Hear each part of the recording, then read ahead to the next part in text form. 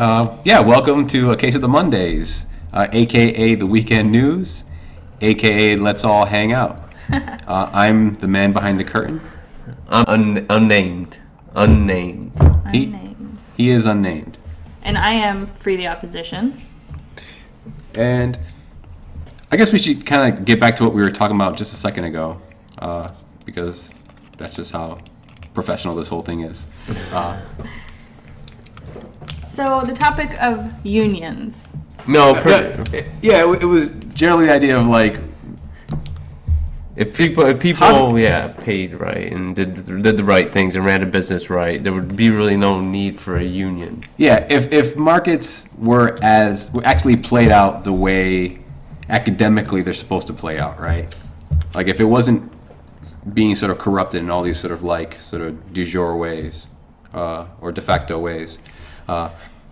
If people ran business honestly. If they ran them honestly, in the sense that, like for example, say what you will about Hobby Lobby, they pay their employees at what inflation says is the minimum wage, essentially. So they pay at $15.70 at this point, and they do that out of whatever their reasoning is, because nothing tells them they have to. But with that, they're able to argue that they don't need to have unions. No one in the company really calls for unions. And in fact, to join Hobby Lobby, you have to sign an arbitration contract in the beginning. So any disputes you have with Hobby Lobby would first go through arbitration to see if it can be settled out of court, essentially. That's kind of normal, though. Yeah. Practice. But it ends up being not as offensive as it would be for, say, a Walmart that pays you bottom dollar. Most people are on some kind of other government assistance to work at a Walmart. Yeah. And they're also demanding that you don't get a union so you can at least collectively bargain for a better wage. Yeah. For me, I think the best practice would be a bunch of unions for each industry and shit like that. And let the wages be, there would be no minimum wage in the sense, there'd be no federally mandated minimum wage. Instead, it'd be each union would argue for its industry's minimum wage.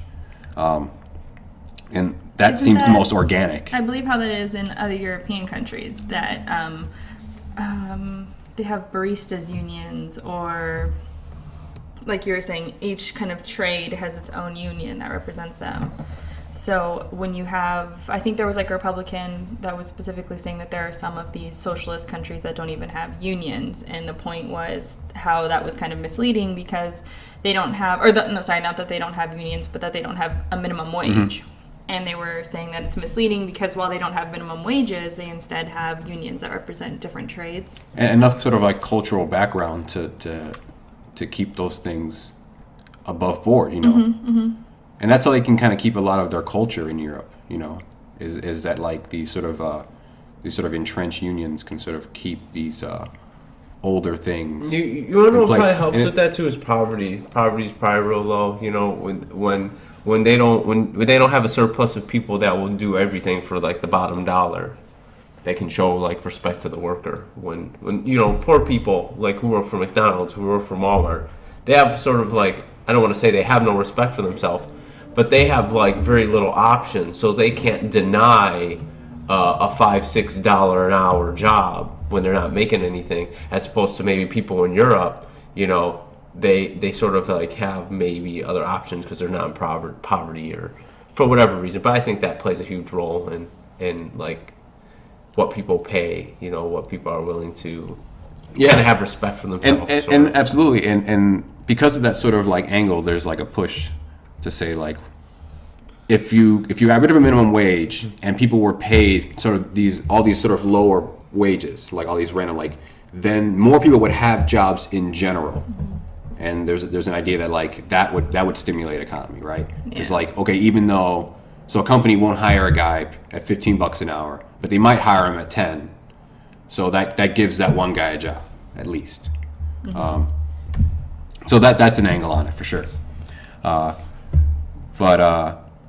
So are Republicans, maybe not just Republicans, but people who spout that things just can't be done surely by the fact that our cultures are so much different, do they have any real argument there? Wait, what? No, I mean, not necessarily. It's I don't just understand. because the culture's there in Europe. Like, you know, Yeah, I would agree. it's just there. They just have a thing for it. But- Well, don't you think part of what I was saying is part of the culture? That's what How I'm they saying. talk? So Yeah. do they have an argument when they say, oh, you know, universal health care won't work here because for whatever reason, it doesn't fit our culture, if that's an argument. I've heard them make this argument about certain things that, it just can't be done here in America. And you always ask the question, why can't it be done here? And then you press on them and they have no real reason other than, well, it just doesn't work because we're bigger or because we're X, Y, and Z. To say that one thing can only be done for a certain culture kind of doesn't like make sense, because some things you can't really apply that to all. Like you can't really apply something like that to all, because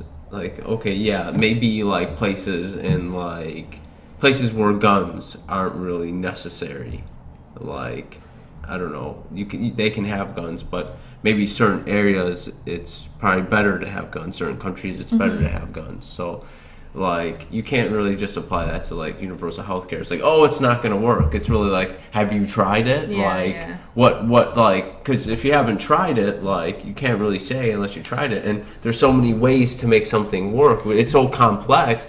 Like, there's a million dials to go yes or no on. We can like switch up the yes or no's to make something work for us. Like, I don't know, so many options. Yeah, and specifically the country we're talking about is America. Yeah. America is a very particular country because it's the world reserve currency. Like, almost all trade is sort of like done up in dollars. The big, gigantic sort of trade is like S&Ps and Dows. Those things are all in dollars and shit like that. So, and the fact that we can actually print money out of nowhere. Yeah. We don't have people make like a weird argument about like how we'll become Greece. Greece couldn't print their own money, so all they could do was borrow. And at a certain point, people stopped giving them money, Yeah. and they have to start cutting spending. And that's what's going on in Greece. We will never have to do that. Not yet. All we have to do is match inflation rates. We have to make sure that things grow at the rate that we're spending the money, so that value doesn't disappear, and that's where sort of inflation But if comes in. somebody else takes over, then the American dollar isn't going to be the top dollar. Then we're going to have That's to where China- adjust. China's been rushing to like switch roles. But I like the point you brought up about guns. That I think that's a perfect point to what I was saying, that sometimes things culturally just won't work here in America where it works everywhere else, because maybe for people in Europe, no guns works. That's your culture, so you guys just live in that culture. But bringing no guns to America, it's just not going to fit with our culture. Like, there are a lot of people who like their guns, and it's not just people on the right. It's liberals like their guns. Here in Washington, we have people who kind of are leftist on social issues, but they like their guns. They like their independence. They're more libertarian. So culturally, it's just not going to work here. Yeah, So it's interesting how much some pull has over your politics of what is more culturally appropriate, as opposed to what just works. Like, universal healthcare just works. Regardless of the culture, it's going to work in any culture. Well, that may or may not be. Rather, universal healthcare works in every culture. Like, I mean, you can't really. I guess developed culture. I mean, but- civilized yeah, culture. but the point is like, Civilized, westernized. if you take any given thing, like say abortion or guns, there's gonna be many different cultures that don't really have anything in common, but they'll believe in that. So like, and that just goes for universal healthcare. Just because we're the opposite of one culture doesn't mean we can't both have universal healthcare work. You know, or I don't know if I said that right. Just because we have opposing views in culture doesn't mean we can't have same universal healthcare. Yeah, that's what I'm saying. Kind of universal healthcare is one of those things that transcends. But it might not work culture. for everybody. I'm And the saying thing- that's it might the- not work for every country. You end up having to, like- hopeful. You end up having to like define like what you know it ends up being like what kind of how do you give everyone a healthy lifestyle? How do you make everyone healthy? Like, do you do that through taxes? Do you just give doctors and shit? I mean, do you just give doctors directly all the money? See, what it is our culture, like the United States, what it represents and what it wants to be and what it does. It's like all different things. Like you can't like say, oh, everyone needs to have like all their own beliefs and you can let them believe whatever the hell they want. and you can't tell them otherwise. But what if their belief is blowing up buildings? What if their belief is like beating up people? At some point, you're just like, okay, now it's conflicting with the laws of which the soil you're standing on. You can't do that.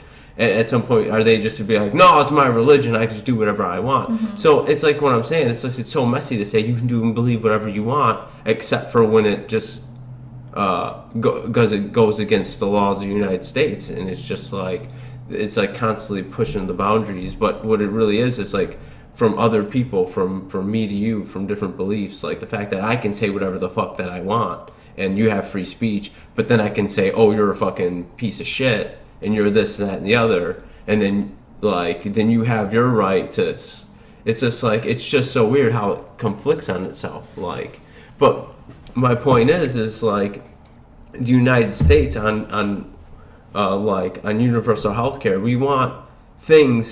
we want to have socialist ideas in a capitalistic society. It's just like, that's fucking weird. Like. And that's what the problem is. You have people who are capitalists and love capitalism, and they're just like, oh, you can't have these socialist things because how are we going to make money on this? How are we going to profit on this? How are we going to push the science if we can't profit on this and put more money to science for these things? To just make it free, it's just, we can't make money off of it. How can it progress? Yeah. Where's the incentive? So that's definitely more of the, I guess the capitalistic strong wing in this country is more of the people who own the businesses who will be losing out on this. Because I think most people are more they're of the a people social democrat who want... But they're the ones who's pushing the capital. We live in a capitalistic society, right? Yeah. Is that not right to say? Mm-hmm. So, but then to take something that's got so much money to be had in this capitalistic system, like to just deny it that and then say we're a capitalistic society, it's kind of doesn't make sense on itself, because you take away like insurance, like you take away that's huge, that's a business. And just to say, oh, we're a capitalistic society, but let's not do this and this off money, which is the way it's been. Yeah, but who's saying that? Is it the people saying that, or is it the It's the corporations people who that are making saying money that? off the Yeah. capitalistic system. That's But what they're I'm the saying. ones that are they're the ones that are putting money into the system itself, of which we run on. Yeah. So it's just, you're it's almost you're biting the hand that feeds you in a sense, but it's just weird because it's more complex than just like, black and white. There's money everywhere. And that's a fair point. And specifically to insurance companies in the medical field, they are more parasitic. So I think it's a fair thing to sort of discard them. Insurance is a scam in and of itself. It is. But my so point is that's their fuel. That's I can buy the general argument of that's an industry disappearing. That's money being Absolutely. Back. Those are jobs being lost. Those are like us people whose jobs, you know what I mean? Like the 99% who are losing their jobs when we do this. But it contradicts itself to say that, it's like to wear this, but we want this. It's just like, but I feel that's just how people really come at it when they're just like, oh, you're a fucking socialist, huh? And it's just like, no, I just don't want to have to be scanned by health insurance in the hospital. Yeah, I don't want to go bankrupt because I got sick. Yeah, I don't want to die because I got sick. Because it's insane. Yeah. It's like a middle class person shouldn't go bankrupt because their kid gets cancer, right? Or poor people shouldn't die. People are dying. But how do you tell the hardcore American that loves capitalism that they can't do that thing anymore? I saying? think Bernie did a really great thing because he went to all of these Trump counties and was talking about universal health care and talking about it in a way that got them excited. I remember there was who excited the kids? The people who had voted for President Trump to be president. Bernie Sanders went and did a speech to them about universal health care, and at the end of his speech they were clapping and being so happy. And that's the thing that I think Bernie is trying to do, is go to all these places and be like, no, if you look at the polls, the vast majority of American people want universal health care, but because we're calling it Obamacare, they don't know what that means. You know what I mean? Because they're able to bastardize what's existing now that was supposed to be socialist health care, even though leftists know that it's not. And it's not working, so they already have a bad taste in their mouth about it. Yeah, there's already tons of like socialist programs in the country. Well, all the different welfare programs, Social Security. These things are programs that basically like turn tax money into sort of security blankets. that in a full-blown free market capitalist system wouldn't be the case. So we've had this tradition since Eisenhower, since post the Great Depression. And those are just being so bastardized, though. And turned into Yeah. propagandized into being like communist socialist programs. Exactly. So that's why you get all of these Republicans who have just been kind of brainwashed. Not even just Republicans. Anybody who's under the belief that you don't want universal health care. It's like if you're not somebody who is directly profiting off the insurance industry, there's no reason for you to not want universal health care. I understand the idea of having government being in control of your healthcare is what makes people upset about it. Like libertarians don't want big government in their healthcare. They can't, the quote is like, "Oh, they can't even handle my DMV situation. How's the government going to be able to handle my healthcare situation?" And I think the problem is like even way before that. Like or not even way before that. Like it's like people who vote, people can have whatever beliefs they want, right? It's just like so when they vote for option A or option B. People just have a sort of levels of pros and cons when they're choosing, all right? And like, so they might say, oh, okay, I believe 15 out of 20 things this guy's saying. Are those negatives outweigh the positives? No or yes, compared to the same way you'd question yourself on the option B.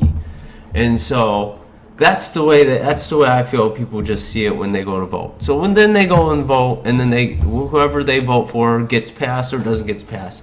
Then what happens is that person, option A, can just do absolutely the total opposite of everything they were saying to get elected. Mm-hmm. Okay, and that's problem number one. But what they do to save face, there's this whole like.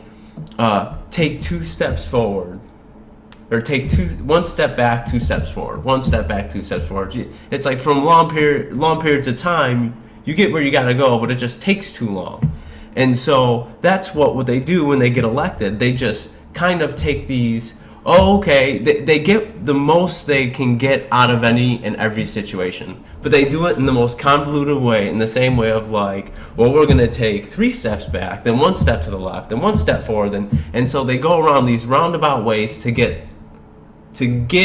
the least they can to people and get the most they can for their way. And I think that's really like what the main problem is, and that's why like it'll take us another 20 goddamn years to get universal health care. Mm-hmm. But like California doing it is pretty sweet. That is pretty Did you see that? It's a dangerous proposition because they're doing it on their own without the backing of they're the best equipped to do it.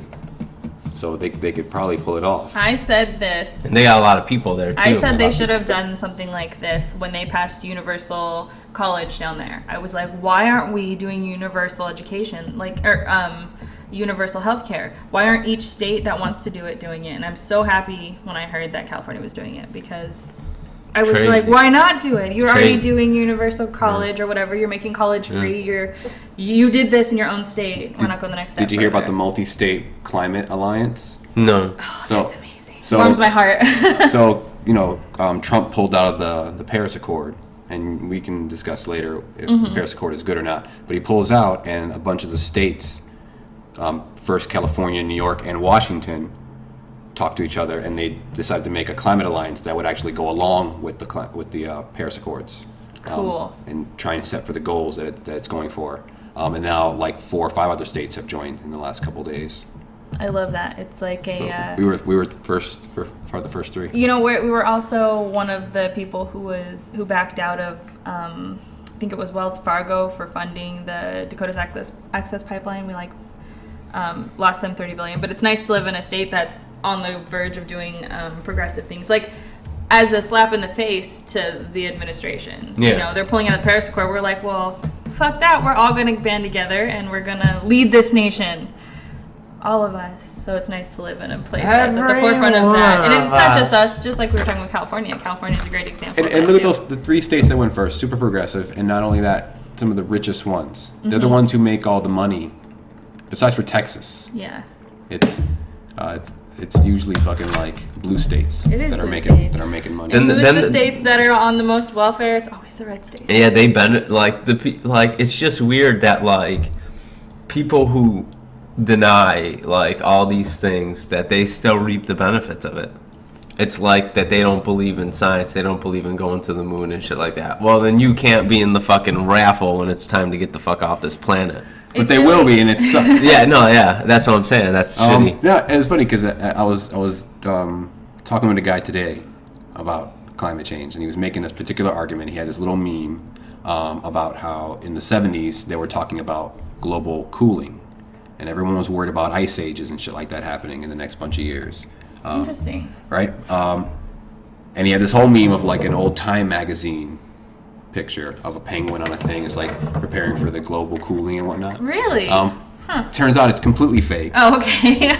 And the meme they're pushing is false because not only is the magazine they're pushing not from the 70s, it's from like 2005. It's talking about surviving global warming. It says a global warming survival guide. It's a photoshopped picture. That's crazy. It's at the wrong time to push a narrative among other ones. But generally, I looked into it a little bit, and it was only like media hype.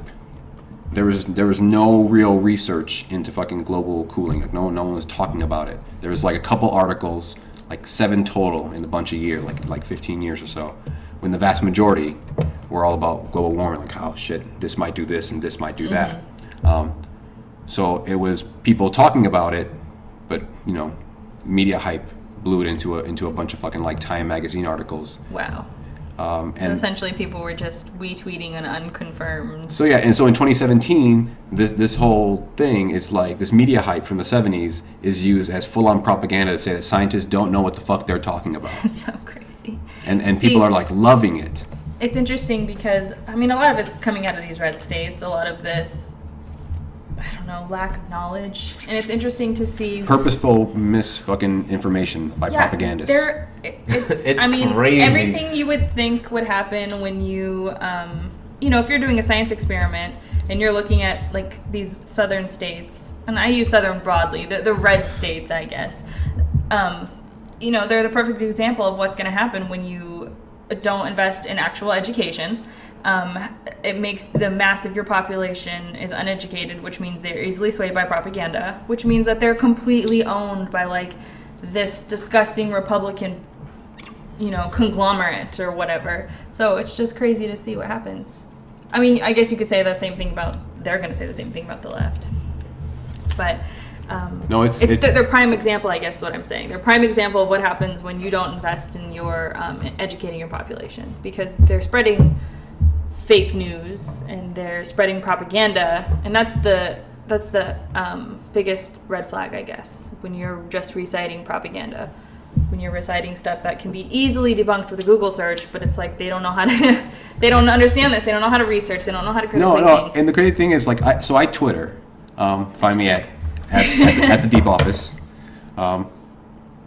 but you can shove an article in their face and they won't read it. They'll just read the title and then try and counter some straw man version of what they think the title means.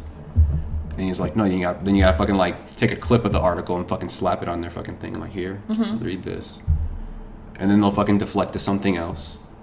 They'll want to switch to. It's called moving the goalposts. Yeah. It's when you beat someone on one point, they just move over here and pretend like that's what we've been talking about the whole time. And it's like, no, hold on, we were talking about this. Yeah. Can't do that. And when you're in school and things, you're being taught how to research, how to critically search. It's like you're not even thinking about it. It's boring. But when you're an adult in the real world and you're understanding what happens when people don't learn something as simple as researching, like it takes a couple seconds. Google is a vast tool, but they don't do it. They go to Breitbart and they just read the Breitbart articles because, well, they're popular. So, or they'll just get their news from Facebook propaganda of just getting retweeted.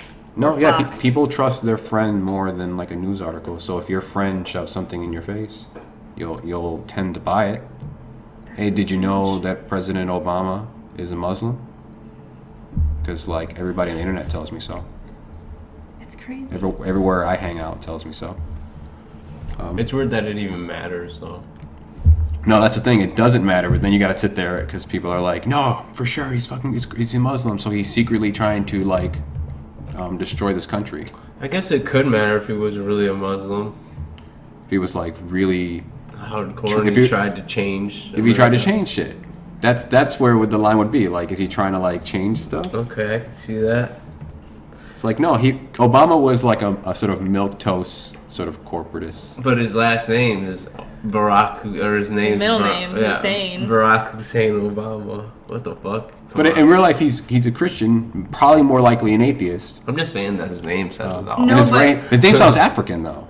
And that's the thing, like, I was like, okay, when I first heard his name back in, like, the days. We're talking about people who don't know, though. That sounds Arabian enough. Hussein is the one that kills him. Especially after we had a Saddam Hussein. So here's my question to you guys. Do you think that... Is he cousins? Is that his cousin?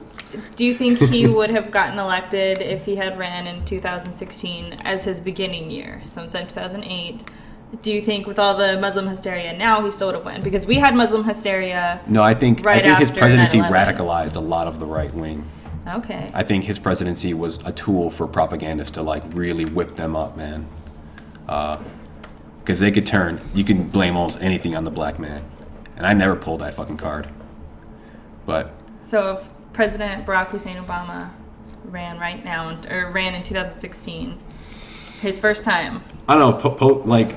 Right now, or like the last election? The last election, like he ran, and this is the first time he's ever run. He might get a third term. I think he'd get a term. No, not a third term. It's the first time he's ever run. So he hasn't run before, but here is a black Barack Hussein Obama. We're in the midst of this Muslim craze, banning Muslims. I think it really depends who was before Obama. Yeah. Who would have been Obama's chair? Would it be Hillary? Like maybe he ran last time and he lost, true. so Hillary ran for. And then he would be Barack Obama versus Donald Trump. I think Barack would take it. He would wake it. Really? Yeah, he'd take it. Yeah, he'd wake it. He's too afraid. Barack versus Donald Trump. I mean, but there'd be hard propaganda on. That's on what I'm him, saying. Dude. They're like because you've got somebody who's banning all Muslims, and they were already having a hard time with him being Muslim. But look at all the black people that would now come out and vote. That's true. All the minorities coming out and vote. Yeah, that shit hurt Hillary hard. Was like her super predator comment. That fucked her up. Obama was gonna come with it. More people, like, imagine Twitter then when he was doing it. Like, there was no Twitter when Obama was doing it. There was just Facebook and maybe MySpace. People gave shit on MySpace. Yeah, that's true. There was no Twitter.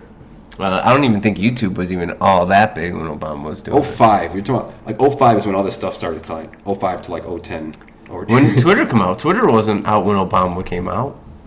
Let's see. I think Twitter came out, like, 09, 07. Okay, yeah. Then. In that range. It was still fresh and young. It's his re-election, though.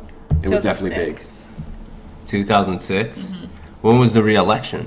Oh, his first election was in 08.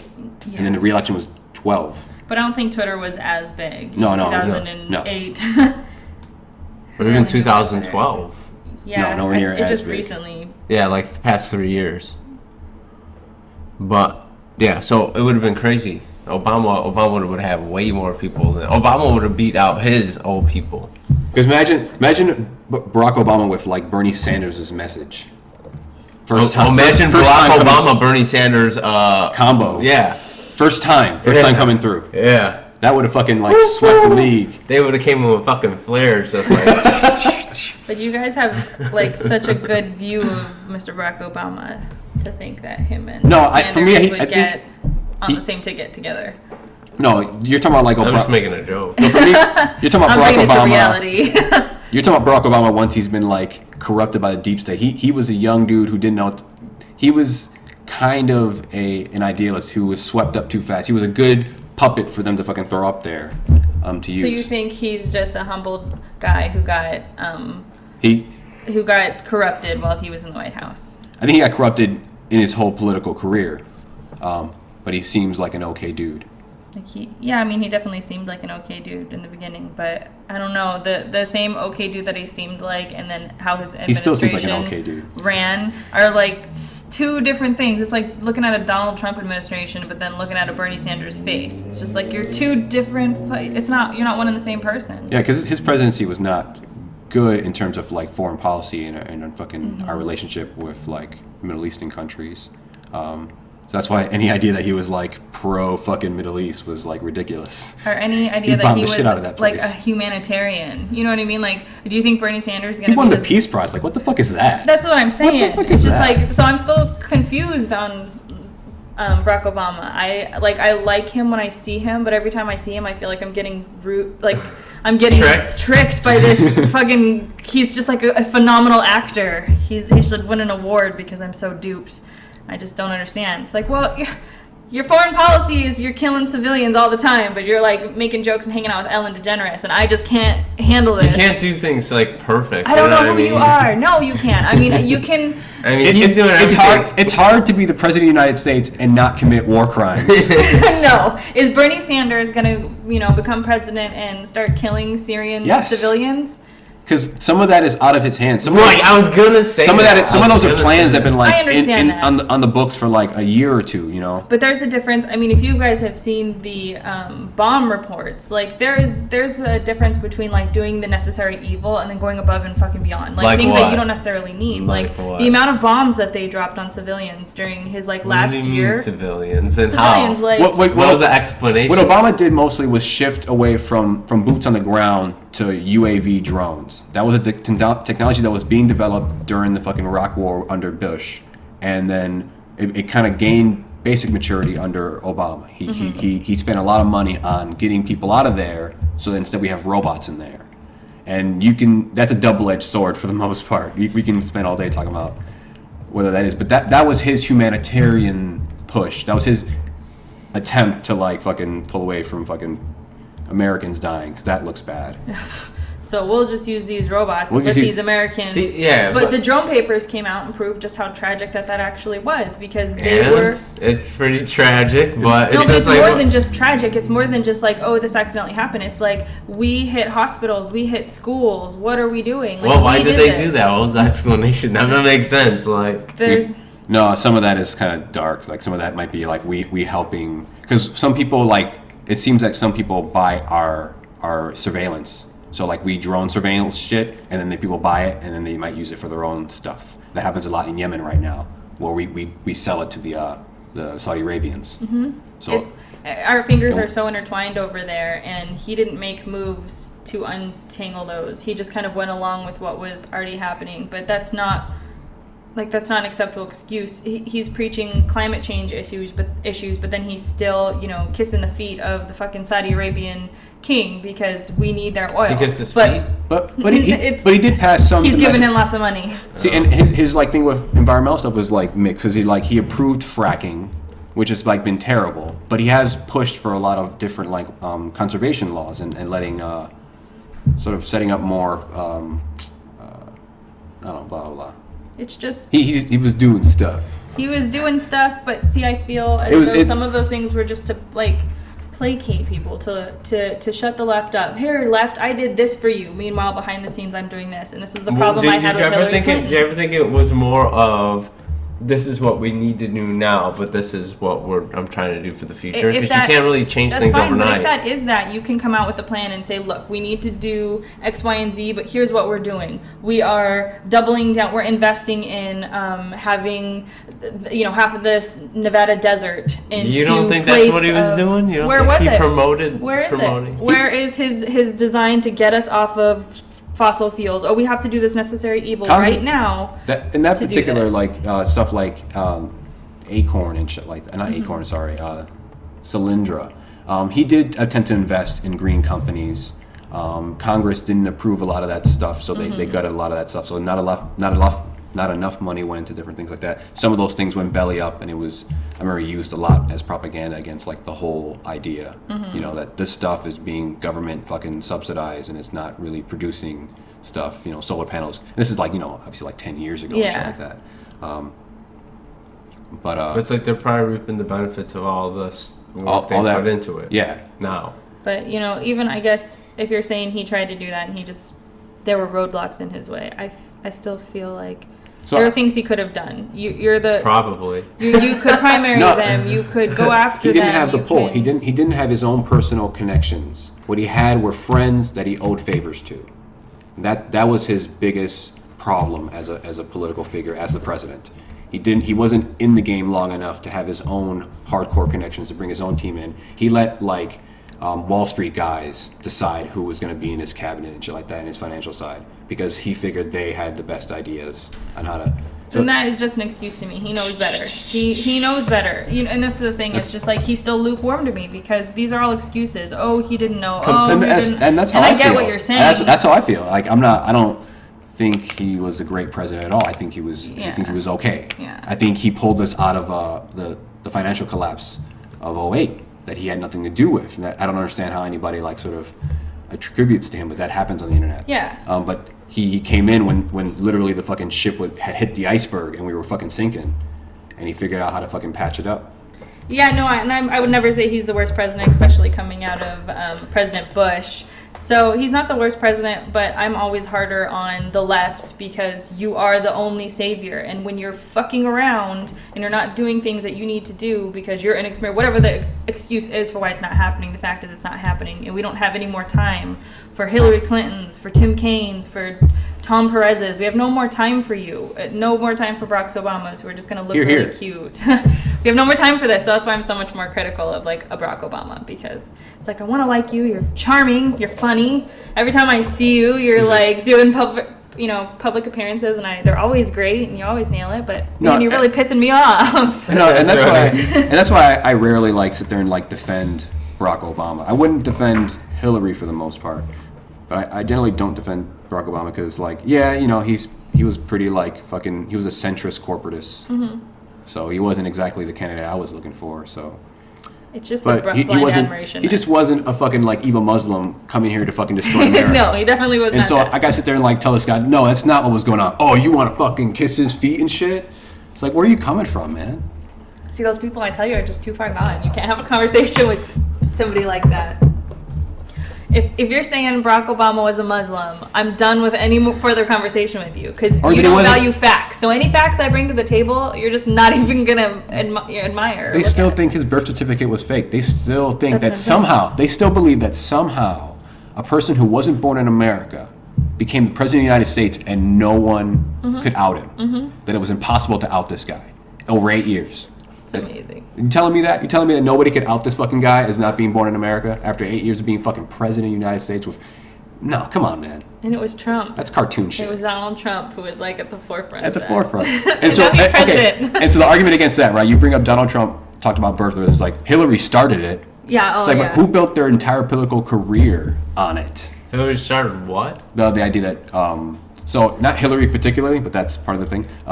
Inside the Hillary campaign, the idea that Barack was not born in America. His birth certificate was kind of fishy or whatnot. Yeah, I certainly didn't see the news clip of Hillary Clinton talking on the phone about... No, there wasn't anything with her doing it. But I saw Trump all over the place doing it. There's an email of a guy throwing it out there as an idea, and nothing about approval of doing it. It's so interesting to me because Donald Trump is not somebody who has been a huge person in my life. You know what I mean? Donald Trump, I know very little about Donald Trump before he became president. So when you would hear him talk on the birther movement, I'm who's, I know who he is. I know he's some billionaire, but who the fuck are you? But he's a buffoon. He's always been a non-threat, and out of nowhere, I'm still living in a twilight zone of Donald Trump's fucking president. It's who was this guy? He literally came out of nowhere. No, it's funny for me because I came from New York and I did follow a little bit of New York politics when I was there. And so he was a figure in sort of New York City politics. He was always like Bloomberg, throws his money around. He's been trying to run for president. He ran for president a couple times, sort of threw his hat out there, threw money up and see if he can make it happen. Mm-hmm. And he did the Home Alone cameo. Yeah, I remember that. But I was really young. He did a cameo in a softcore porno. Oh my god. He has mafia ties from the 80s and shit like that, where he built a building completely out of concrete, which is completely uncalled for, and kind of overspent, if you know what I mean. Weird. Overspent on a lot of things. Overspent on equipment and man hours. It's very odd. Yeah, my experience with Donald Trump consisted of The Apprentice because I did watch that. That's crazy weird. Yeah, so that's when I first kind of knew I saw a face, I saw him, but the show makes him look really good because he's a businessman and he runs a business show and he gives reasons for why he's firing you. He gives them projects. I don't know if you've ever seen it. Oh yeah, I've seen clips of it. Yeah, so it's really kind of neat, and the projects that they do are really kind of cool. And you look at him as this wise businessman, and then Like fast forward 10 years later. Yeah, well, like his buildings, it's well produced. He throws his money behind good architects and good fucking builders and shit like that, you know. And his name, he rents his name out. There, he actually has a suit in, I think it's somewhere in Mexico. It's a resort town in Mexico, where he was supposed to build a hotel and a bunch of permanent condos, and people buy ahead of time for the condos, and the whole thing went belly up, and their money was gone. Wow. And they're trying to sue him and shit like that. And in the deposition, I think his son puts out that. So we don't actually build anything. We just gave our name to the company to use in their thing. So we're not actually liable. The other company is and shit like that. And the company fights back with saying like, well, we bought the Trump brand because that brought, or people bought into it because it brought confidence to them, the Trump brand. The only reason they bought into this condo was Trump's name was on it, and they thought it was a Trump sort of seal of approval kind of thing. Oh, I see. And so the guy was like, you know, we provide no like sort of guarantee that anything we put our name on is like It's good. It's gonna make you money. We're gonna help you Yeah, out. that's right though. It is Yeah. right. It is right. But that's sort of like in the sort of fine print and whatnot. It's like if I wanted to buy a McDonald's franchise, and then you're like, yeah, you know, normally you get a great return, and then I don't fucking get a good return, and I go to the guy, I'm like, hey, come on, man, you said you was gonna make me money, McDonald's. Yeah. I want my money back. It's just like, get the fuck out of here before I shoot you. But Ronald McDonald fucking karate chop this shit. Karate chop his head clean off Ronald McDonald. Grimace. Come for his money. No. I had a McDonald's guarantee I was gonna get a return on this franchise. Woo-hoo! Boom! That's his, I don't know. I heard the clown from It is based off Ronald McDonald in a small part. Is it Ronald McDonald? Do they still have that as their like active logo? I have No, not seen the I don't- clown in a while. I don't think that's like cool anymore because like McDonald's has shit food for kids. Maybe you can't like really advertise that way. Yeah. But they got the toys, so what's it matter? But once you're already in the door. You know, McDonald's is one of the biggest toy distributors. That's weird. Do you know that there's Ronald McDonald movies? I don't care. There's a Mac and Me, Ronald, and McBusters 2. McBusters. Mac and Me sounds like a different kind of movie though. I think it's like an alien movie. Yeah. Oh, it is. Why is it listed under? Mac. It's listed under Ronald McDonald. I know that movie is being notoriously terrible. Mac and Me? Mac and Me. People like it, I don't. With the weird fucking face aliens and Yeah, they're I didn't- whistling all the time. I didn't see that movie. Movie freaked me out. I didn't even like, what was that? Little Monsters? That movie with Ben Savage? That movie also freaked me out, but I want to go back and watch it and see if it's any good. Yeah, I don't like that movie. Didn't like Beetlejuice. They're all kind of the same to me. Didn't like Goonies. Goonies is fucking stupid. No, I don't like Goonies. Yeah. I was trying to think because like I'm already thinking of like It's the one you said before that. It's probably a nice little adventure movie, I guess, but I haven't seen it. All that 80s stuff. yeah. What is it? Burt's, the neighbor movie with Tom Burbs? Hanks, The Burbs. The That Burbs. movie's good. That movie's real good. I haven't seen that either. None of these 80s Yeah, movies I've check seen. that movie out. Anyone who hasn't seen that movie, check that out. Hey, Pinocchio! That fucking shit's funny. That is. So what do you guys think about commercializing DNA? Wait, what? That sounds like the worst idea ever. Okay, so I read an interesting story from Think Progressive. And by interesting, you mean horrifying? Well, here's the title that he put on. Mr. Joel Winston. He did. Ancestry.com takes DNA ownership rights away from customers and their relatives. Or ownership rights from customers and their relatives. So you guys know about the DNA thing where you can like take your DNA and they tell you, what percent of whatever you are and about your ancestors and stuff. Okay. I sign away my rights to my bloodline. Yeah, okay, so Talk about fucking fine print. basically the article states that, quote, there are 3 significant provisions in the Ancestry DNA privacy policy in terms of service to consider on behalf of yourself and your genetic relatives. 1. The perpetual royalty-free worldwide license to your DNA. 2. The warning that DNA information may be used against you or you or a genetic relative. Or 3. Your waiver of legal rights. That sounds crazy as shit. So wait, the middle one was your bloodline can be used against you. Yeah, like the FBI probably got your blood on file now. Yeah. Or your relative. Because you have given, like, if I do my DNA testing, my parents' DNA, part of their DNA is going to come out because I'm something from both of them. So if you share, like, a genetic disease, it could be used against your family. I was thinking of that, of future stuff where, like, genetic diseases are used against you to like, lose jobs or lose maybe government positions. This guy's going to develop Alzheimer's in the next bunch of years.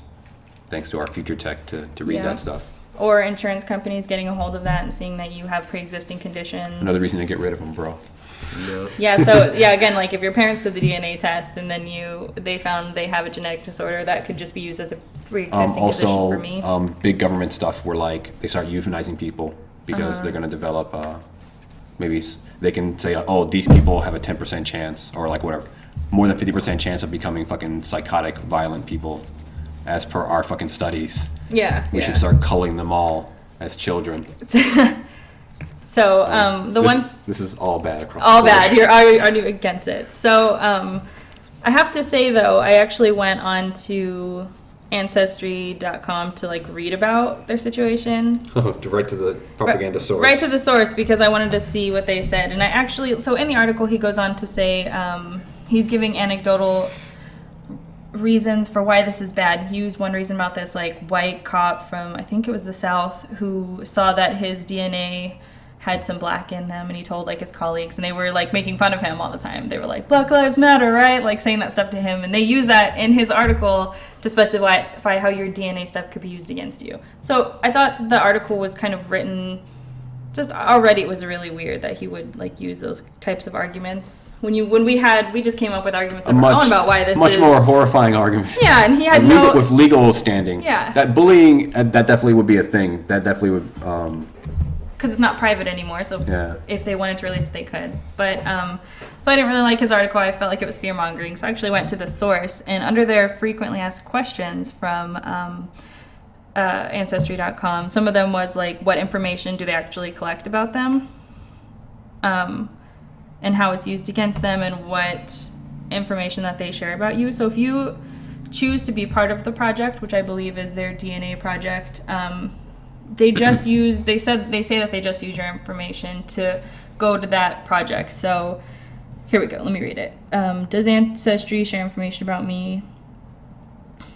They don't share your DNA results.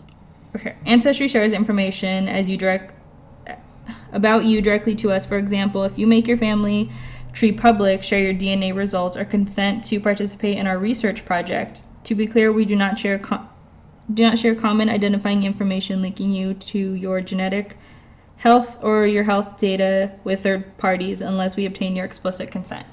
So they're not releasing this information to insurance companies unless you say that they can. They also say that police officers and people can inquire about your DNA if you've taken it, but they actually have their own website where they tell you how many times police officers have reached out, and they say why they either were denied or weren't denied. So they actually are trying to be really good about their transparency about how they're using the information about you.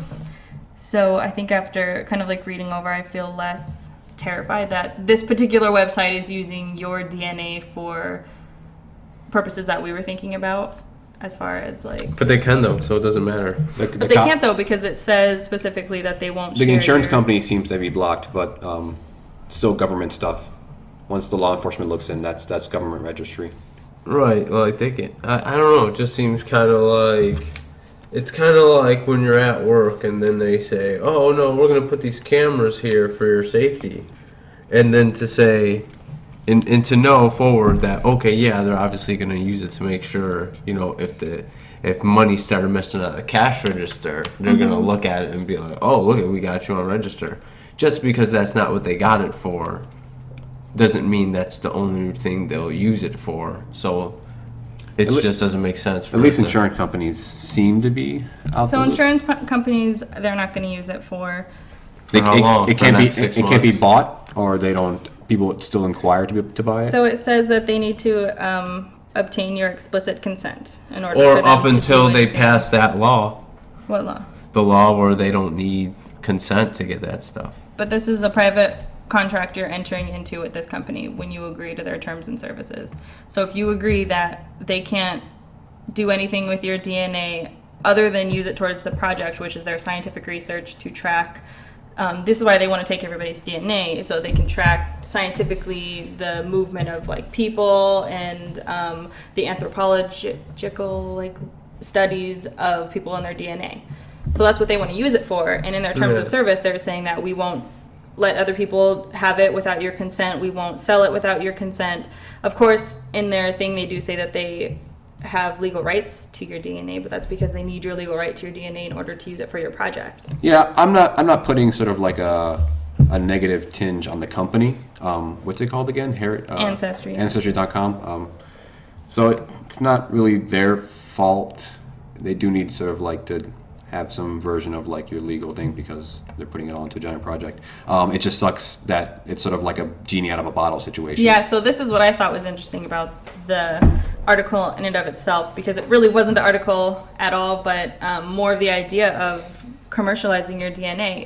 It's the idea that these companies do have the legal right to your DNA, and it specifically said royalties, so they can get any money that they get from using your DNA. So just instantly that thinks of commercialization. So how weird would it be with your DNA into the future if they sell these rights that companies are now like cloning with our DNA, and they're creating like clones of us to work as something, and they get all of that. It's just kind of a crazy world to think that you're commercializing my DNA for whatever use you're going to use I think it it's for. more for a more immediate reason why they would do that is for like people like, say, if it's Christina Aguilera doing it and she does it, and then people are just like find some Christina Aguilera links, and they're saying, oh, let me, for whatever reason that a celebrity can't say to that place, oh, you're making money off my blood. So I think it's like for like things like that. Imagine a buck-wild sci-fi thing, right? Where you could dunk yourself into a tank and they can inject a DNA pattern in there, make you look like anybody. So you can go in there and get the fucking Christina Aguilera package, and it's like a full-blown... Like a regular human? It's like cloning a sex human? It's next level. No, like you're a person who turns yourself into... you're still you, but you just now look like... Oh, what you call it? That's crazy. It's next level plastic surgery. That's You just dunk yourself in this like... Yeah, it costs you like $100,000, and like... But see, that's why they would just take all of our DNA and just... You could pick whatever human you want to be. Here's Yeah, like you the could millions of options you can pick, and you can pick different parts of different people, so that portion of your DNA would get... And to make that happen, you need a massive pool of DNA that this is beginning a registry of. Yeah, it's not just them. I mean, future check. they're not Many the only companies. company that's doing Many it. But companies. I felt like this article was just... One, it was interesting because of the topic of like the idea of commercializing DNA, but also kind of how fear-mongering this Think Progressive article was about like they're gonna take your rights of your DNA away with like no explanation other than anecdotal. Come on, Think Progressive. Yeah, no, yeah, that's kind of a shit article, but at least he put a flashlight on something. That's real. I mean, it's funny that we came up with a better off the bat, sort of better reason why it's terrible and scary than people will get bullied. A cop will get bullied. Yeah, our cop had been bullied as a result of it. And It's something that should only matter to like maybe hardcore racists who are like ashamed of being black. yeah. Like I know I'm part black. I'm also That's cool. part Native American. So you've done the DNA test before? No, as a spoiler alerts, I'm a Puerto Rican. Sorry about that. As a spoiler alert. Puerto Ricans are technically a mix of Spanish conquistadors, Taino Indians, and some of the African slaves that came in. So I am some mix of that to become a Puerto Rican.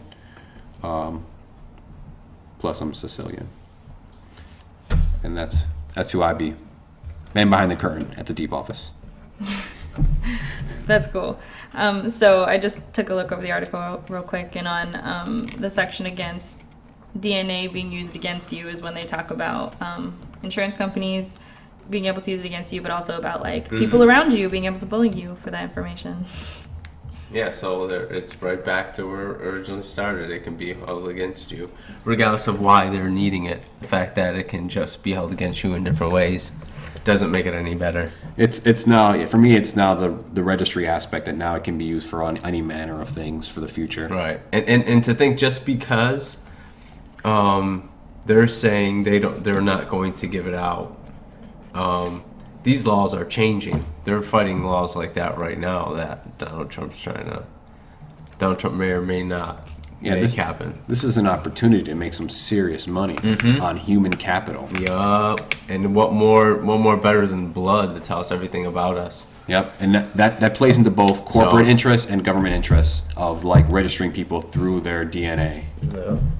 That's an all big sort of like control. But then I should be able to, if I sign a contract with Ancestry.com that says that you will not send my information to any third party without my written consent, and a government takes over that, I should still be able to like sue the government for breaching a contract. I mean, if you assume the business and you take over the business, that doesn't mean that your contracts just expire, that business has made contracts with. You have to honor those contracts, just with like a lease. If somebody's leasing an apartment or a room in your house and I take over I buy the house from you, I have to assume that lease because it's a contract that was made with property. So if I make a contract with Ancestry.com and the government takes over Ancestry's database, they have to honor that contract. No, not really, because what they do is they say in those agreements, it says they may change with or without your consent. So that's but I don't know if this one says that. They all probably say that, just so you know. Just all business contracts say that they may change the business contract without my consent. I bet you all digital ones that are like that. When you have like a Twitter and shit like that. They could say that. When you have a Facebook, we're not talking about like your like health insurance. We're talking about these like random digital shit. There's just. Yeah, and I'm saying they can do that, but a judge doesn't necessarily have to be okay with that being written in the contract, because T-Mobile did something like that where they wrote in their contract, the people just quickly signed that they're going to charge you a ridiculous amount if you end your contract for whatever reason. And they took T-Mobile to court and said that it was unreasonable for them to put that in their contract. Here's the difference. The judge upheld that idea and said it wasn't reasonable. Here's one thing you're missing out is that was illegal what they did. They said, okay, that was illegal, so you win. Imagine during the laws they say, okay, that's legal, and then they're like, well, you can't do that, and they're like, well, actually, the law just passed like 6 months ago that we can do that, and it doesn't really matter what you say now. But so that's one thing. That's one attribute. What kind of law is the United States going to pass that says that the law is that they don't need our consent to get our metadata? They don't need our consent to go in our search history. They need. It'll say they don't need our consent. They don't need to do that. Third party, they just hand out third party shit to anybody. The issue is the law enforcement angle. Law enforcement and counterintelligence, the same way they go through our search history. Businesses, everybody. Now data is a thing they can now pull from. Yeah. Our DNA data. I see. Yeah. So once again, I don't rag on Ancestry.com and their need for a certain legal bit to have their little package for their thing. It's that information now exists on the internet and can for anyone to get to anyone to hack into. But more specifically, it's going to be the government through law enforcement and counterintelligence means of getting that information. I see. Yeah. And third party hackers even like it doesn't matter. It's open for everybody. It's fair game. It's legal. Yeah, it's a genie out of a bottle. And if they don't get it from them, they'll get it right from your computer. They'll get all that data that you're sending over to them. They already got it from your computer, so they don't even need it.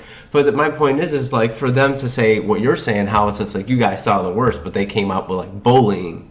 It's just like they're not trying to be 100% honest with you because they still want to get you to get the blood. It's just like, of course, that's not what their intent with it, but they know that is a possibility that's going to happen. You know what I'm saying? Mm-hmm. So they're just trying to cover their own ass while saying, chill with me. Yeah, I I mean- agree. It's a scary proposition. It's scary because it's one of those things that are necessary evil. It's kind of necessary to understand the flow of where we came from and what our DNA says about how we're linked and how we moved. Like, that's kind of important information to know, but it's sad that we live in such a society where having this database is such like a scary thing. It's like we need to proceed with caution and we need to really be paying attention to what's going to happen to this DNA because that's at any moment this shit's going to just like backfire on us. That's sad because you just I just realized how much of a pessimist I have to be to sort of like, oh, this registry of DNA that I'm very interested in like what my ancestry is across the board. Like I want to follow my ancestry through back into Italy and see where I was back in Italy. My name, my last name goes to Italy, and see where all the other names, the Spanish names and even the African names and like the Indian ones. Especially the Indian ones, actually, because like they could be like tracked back across the Pacific Ocean. I never did the like DNA thing, but I've done the where you like go through the census records, and my parents got me like an ancestry.com account so I can trace my family line through who like got married and stuff. So I've done that a little bit, but I definitely want to do the DNA thing too because I think it's really cool. But that's the thing of just life. As more things become cool, like like Google tracking my shopping trends, and they give me ads that are relevant to the things that I like. Like I generally like this because it's cool because now I'm seeing the product that I want to see, but at the same time it's just like, oh, this is weird information that you have of me. You're collecting a lot of it. I'm uncomfortable with the amount of things you have about me. But for convenience sake, sometimes it's like, yeah, I like it. I'm upset with like Netflix telling me, here are things you should watch based on other things you've watched. Well, I know, give me the whole list. Yeah. Or ways to dig around it so that I can like pick my own things to watch, and then give me when I'm done with it, give me a recommendation. Yeah. I'll worry about it later. Like it's kind of sucky because like sometimes I just want to like look at a big list of particular movies, and it's like because you watch this, and because you watch that. It's like you don't know why I liked this movie. You have no idea. You're wrong. I don't like any of this shit. Yeah, I don't ever look at their recommendation list. I'm always on the like featured or most popular new releases. So I don't like that push. I don't like the Apple push to like sort of streamline interactive stuff and take it out of your control. I prefer Windows. I'm not good enough for like Linux and stuff, but I prefer Windows because you can do a lot of third-party stuff and really customize the crap out of it. Yeah, I agree. I like customization too. It's these like bots that just want all the things to be the same, just easy to use. They don't want to be able to completely customize their phone. Like I can completely customize the way my phone runs, the way it looks. Apple you can't even dream of doing that. Your phones all look the fucking same. The interface is all the same. Every phone. It's like it's good for the company to have this sort of like identity and branding control, and like they make their own machines, they make their own software. It's great for them. As a consumer, it's like, nah, I'll stick with like an operating system separate from the machine, so these two guys move organically with each other. Because I have a lot of like friends that use Android or Apple. They actually like it. Like they like the streamline of that. That Android is too hard for them. They don't understand. Like if you have an Apple phone, you have an Apple computer and you have Apple TV, all of those things just instantly sync. You don't have to buy the special thing. Like you know what syncs your TV to this. With my Android phone, I have to find like, oh, what can I use? What other thing can I use to hook it up to my computer so they sync seamlessly? It's like there's other things I have to download onto my computer to do this. It's not streamlined. I have an Apple phone, I have an Apple computer. There's like a connect button in there. There's an Apple TV that just connects to my phone. Connects to your phone. So I understand the streamline of that and the easiness of that, but it seems pretty sweet. It does seem really sweet. And it's kind of like the same thing with PlayStation. If you have a bunch of PlayStation things, they all seamlessly work together. And so I get it, but I'm just too much of a rebel. Then I like the customability of this. I like that I'm not stuck with an Apple product. You're stuck with an Apple product if you buy an Apple phone. You have to get the Apple MacBook in order to get with it. See, it's different when if you'll compare it to like say a game console to a computer. A computer, you want it to do a bunch of things. Like a game console, you like Nintendo, you like Xbox, you like PlayStation. You get it, and that's what it is. It's not a computer. It's something that you have that's already streamlined. So that way you don't have to get the graphics card. You just get the next PlayStation. Every game the specs are already ready for it. So, But a computer, it's like you want it to be broad so you could do everything. You could touch all these different softwares, all these different, like, I don't know, games or programs. But I guess if you did it with Apple, it's probably harder. You gotta be hacking a bunch of stuff, right? They're going around back channels. I don't know. It's stupid. But I guess what's the point then? Every time I'm on an Apple phone or an Apple computer, I'm just fucking lost. I don't know what to do. I don't know what the back button is. I don't know what the minimize is. I remember the first time I ever tried an Apple thing, and like I couldn't figure out that Safari was their browser. Their internet, yeah. I was like, what? Even on a phone, I'm just like, what? It looks like a compass. Yeah, it looks like a compass. And you're like, what the? Why do you get the internet in this thing? Yeah. It's like step one. I can't fucking figure it out. Or a back button. They don't have a back button on their phone, and every time I'm like, how do I go back? How do I go back? What? How do you go back? Okay, so generally you can like swipe back, apparently is a thing, or there's usually like up in the left hand corner there's of the screen inside the app will be like a back button. Because my thumb can do that all the time. Well, I mean, like that. Or to go like way up here. See, that's what I was explaining with Brandon, is that I think the way the phones have been actually designed are used differently, because the Apple phones were always a lot smaller, so you had full access to the entire screen, but Androids I think we're bigger sooner. So like all of our buttons are centered on the bottom because that's where our hands sit. I'm never going to reach up here in the fucking corner with my thumb to like close that. No way. Yeah. Same with yours. I think, yours is bigger than my phone. Yeah, there's no way. But our buttons are centered where they need to be. Oh, so. That's crazy. I think it's broken, huh? Cool.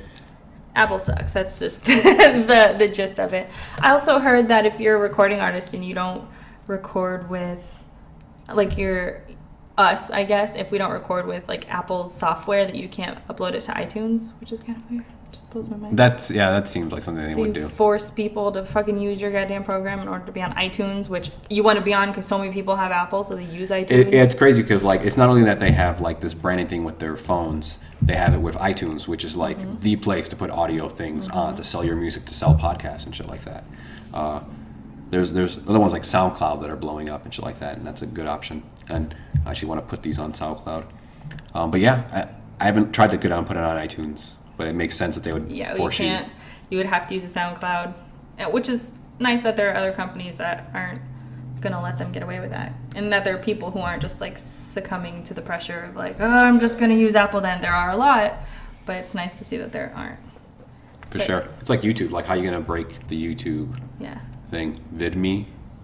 Vimeo? What I was thinking, because I was watching another one of those, they're all over the place, the YouTube monetization, the world's ending on YouTube. I was thinking, why don't all these creators just get together and make their own? Like, all of these top creators need to come together and take all of their people with them. You have somebody like PewDiePie who has 55 million people.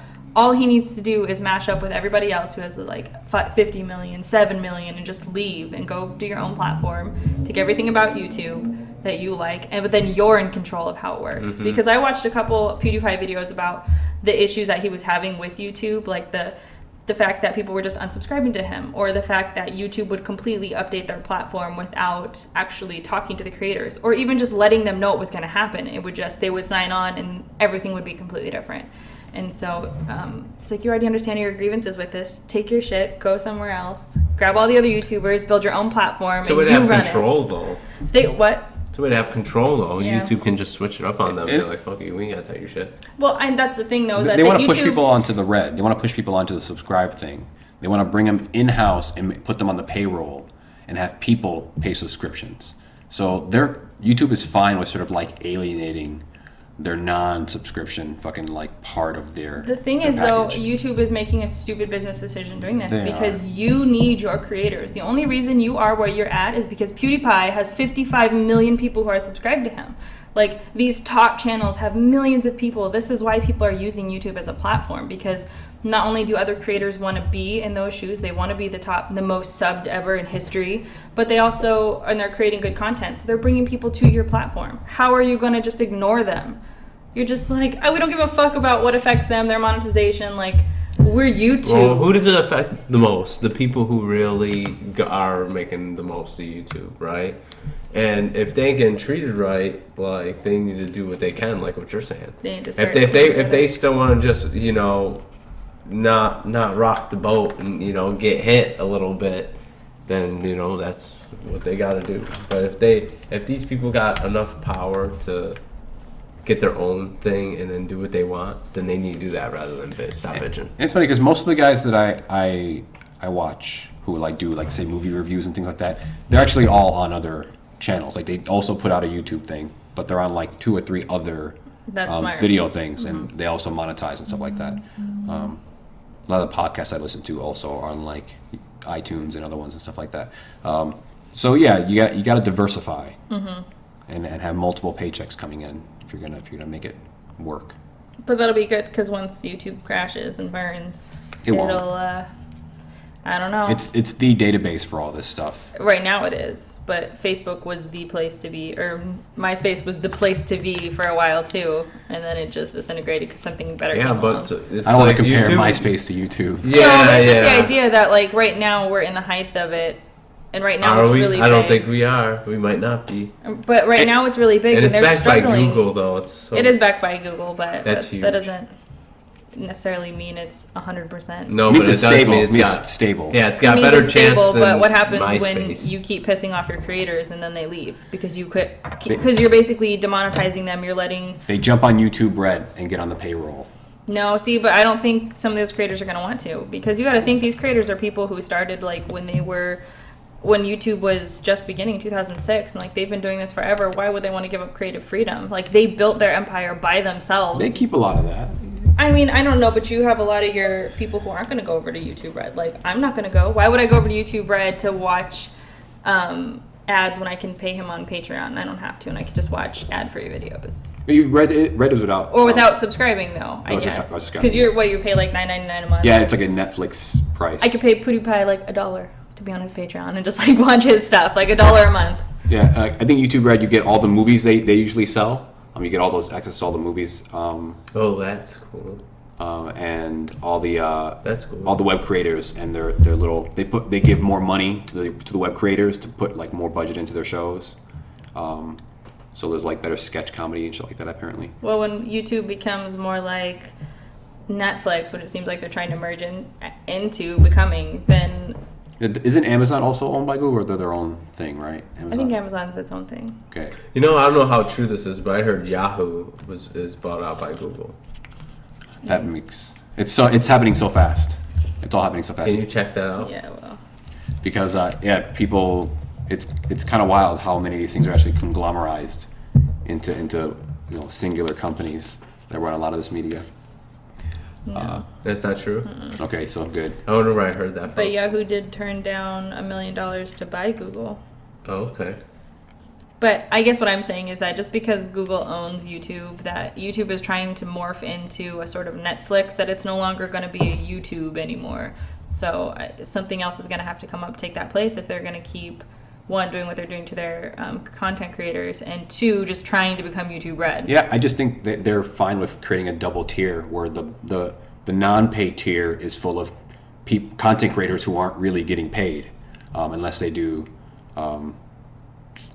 very popular things with their advertising, and where the majority of their content creators are going to be on a paid subscription, that they're going to be like a Netflix style thing where they have all these movies and like home produced television shows and stuff like that, and that's where they think the money is, and they'll let the sort of free stuff just sort of exist as like people shooting, getting kicked in the dick videos and fail videos and stuff like that. They'll let that just continue to be a thing. Do you think these content creators are just gonna go over to Red all of their stuff then? They're gonna diversify. That's the smart angle. It's just diversify in general. Do some stuff on Red and some stuff on free. Do stuff on free to advertise your stuff on Red. Advertise people getting a subscription. See, I don't like that. That's just where the money's gonna be. See, I would much rather watch ads that give my content creators the revenue that they need. Watch the one ad that I have to watch. All the way to the end. All the way to the end. I'll watch that whole ad, unless it's like a 10-minute ad. I'm not watching that. It has to like end and like send you to the next thing. But that's see, when it counts. I guess that's why I think they're still going to lose, because somebody like somebody like YouTube's going to come around and do how it's always been, that they are the middleman between the advertiser and the creator, and that views are just what gives you money as your ad revenue. Because I'm not going to ever buy YouTube Red. I don't need to buy YouTube Red. If a person that I like goes on YouTube Red. I'm not going to buy YouTube Red so I can watch you. Like, I think that's kind of shitty. I want to watch you. I don't want to buy a whole subscription service so that I have to watch you. Why would I do that? If I can give you $5 for Patreon to support directly you, not an advertiser who's going to be a third person to give you money, or YouTube who's going to be a third person to give you money, I'm not going to do that. I want you to be responsible to me as your content creator, to your audience. And shit tons of movies and TV shows that YouTube. But I want to watch has the rights to. YouTube or Netflix. I'm going to watch Hulu, and I'm going to watch Amazon. Yeah. I don't really care about. They want you to cancel your Netflix and go. They're not going to get me to cancel my. That's what I'm saying. Like, YouTube needs to know who YouTube is, and you need to know your role. You need to know what your role is, and you also need to know who is making you who you are at your content creators. Whoever they are, it's all of them, every single one of them. Specifically the ones that are all the ones that are being monetized. So that's why I'm saying, like, even though they're bought out by Google, I don't think Google knows who they are. So you're gonna morph into Netflix, or you're gonna be Netflix, and somebody's gonna come up and be YouTube, who YouTube's supposed to be. And I hope it's these content creators. I hope they get their stuff together, and like, it's not a hard business thing to get right. I feel like, you know, for people who know how to do it, for people who are successful in making millions of dollars off of this, they know what YouTube is more than YouTube knows what YouTube is. So they just need to. I'm trying to get them all to just create another platform. I'm trying to be the encouraging voice for them. The whole push for YouTube Red was really they were trying to find a better pay model because it was costing them a lot of money. They were losing money on maintaining and networking all this uploading and downloading, all this stuff, and the server space and heating to keep that fucking going. They're the largest repository of like video data in the world. And it's only growing. And it costed them a lot of money. It still costs them a lot of money to Why don't they maintain charge that. more for advertisers? I don't know. This is the model they picked to try and double tier it and keep the advertising model, but then add this subscription model on top of it. And then my thing is like it's more of a corporate thing to sort of let the advertising model starve itself and maybe push people toward the subscription model. At least push the content creators onto subscription, and that'll bring viewers over. But do those content creators want to do that? Some might. You're gonna upset a lot of your people. They already have all the views and all their subscriptions on YouTube. It would be such an easy transition over. Oh, I'm sure it would, but the question easier is, than going to a different video service and base convincing gonna want to pay that for just you? Like, I'm not gonna do that. I don't. The people who I watch aren't going to go on to. What if they start putting out like truncated versions of their videos? You know, they have like an hour-long thing on their YouTube Red, and they show you like 20 minutes of it for free on the regular thing, and hey, watch the rest on YouTube Red. If that starts becoming a thing, how many people you think might like start jumping on? Like, so you're saying if they change up their the people, actually content creators start changing up the way they put out their videos and putting out truncated versions on. Like they get more for YouTube Red. You get more of my stuff on YouTube Red. Here's a taste. I don't like that. And it becomes like, advertising. Amazing Atheist would do something like that. Yeah, if you get money, if you got more stable money. If you got more money for people going from his link to YouTube Red, if you got more money for that, like if more people got YouTube Red for whatever reason, and then they didn't say that, and then they got access to TJ stuff. But that's the question: is why are people going to go to YouTube Red? So I would go to YouTube Red if I would not. I'm not going to go to YouTube Red, I guess is what I'm saying. So if TJ decided he's going to go onto YouTube Red and make videos on YouTube Red and only give me some of his videos, I'm not going to go by YouTube Red. Like, he's going to upset his base, because then if you're only giving me 5%, but I'm part of your Patreon, I expect all of it. I expect a full video from you. And if you're going to only give me some, or I'm not part of your Patreon, if I'm not part of your Patreon, fine. Give me 5 minutes. But if I choose to give you whatever, $1 should be your least to get a full fucking video out of you. I'm not going to go to YouTube Red. So if he just did that, I don't think people's base would support that. There are some who would, like if you're a Jenna Marbles fan or you do like a makeup video, maybe you don't care as much. You know what I mean? Like, I'm sure there's an audience that doesn't care. But I think there's also an audience that will. I would not chase somebody over to YouTube Red. Yeah. Because I don't think that's what the people want. That's not what you're. I think Patreon is a good model. Patreon was a good model, a good third-party option for how to keep sort of stable money for your content. And I think that's the best model, because then you're getting paid literally directly from your audience. you're Bernie Sandersing it for your content, and I think that's great. So I support some of the people on Patreon that I like, because I want them to keep making videos. The first tier is always cheap. It's like a couple bucks. Yeah, and I don't need like exclusive to meet you or something. You know what I mean? Some of them are like, oh, we'll do a meetup or something. I don't need that. I think I pay Secular Talk like $8 a month. Yeah, like some give out prizes. Like every month I'll fucking give out a prize. Yeah. Give it out a raffle for.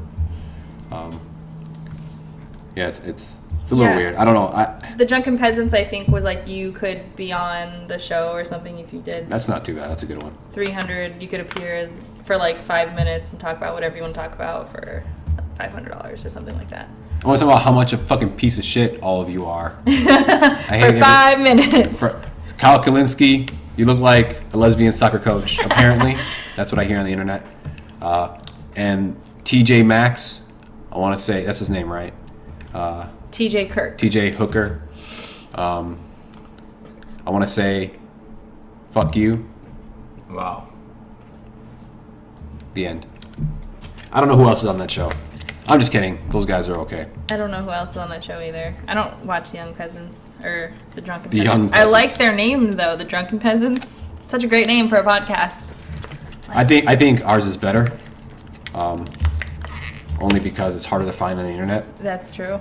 That makes it good because we're so Obscure. fringe and obscure that we're unique. This will never be used against us in a court of law.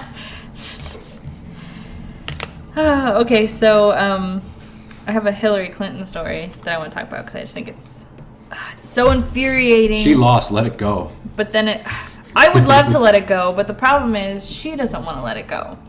So Hillary Clinton came out and pushed the DNC under the bus this week. She was speaking at Red Code Conference on Wednesday and said that after she won the nomination, she, quote, inherited nothing from the Democratic Party. It was bankrupt. It was on the verge of insolvency. Its data was mediocre to poor, non-existent, wrong. She even claimed that she had to inject money into the DNC in order to keep it going. So I thought that was really interesting that she basically came out and said, and like the interview was like an hour and 15 minutes or something like that, where she's just talking and harping on, well, the reasons why she lost, which was Russia, which was her Goldman Sachs speeches, which she used the feminism card to say that other people talk to Goldman Sachs, but I find it really interesting that when a woman does it, it gets talked about and used against her. But so there's this guy named Andrew Theralt. I'm probably pronouncing that wrong, but he was the DNC's director of data science last June, and he did a series of tweets that have been deleted, but in some of his tweets he said that everything she was claiming was fucking bullshit. Basically, she's saying that the data that she received about Wisconsin, Michigan, and Pennsylvania, that she was given faulty data or unreliable data.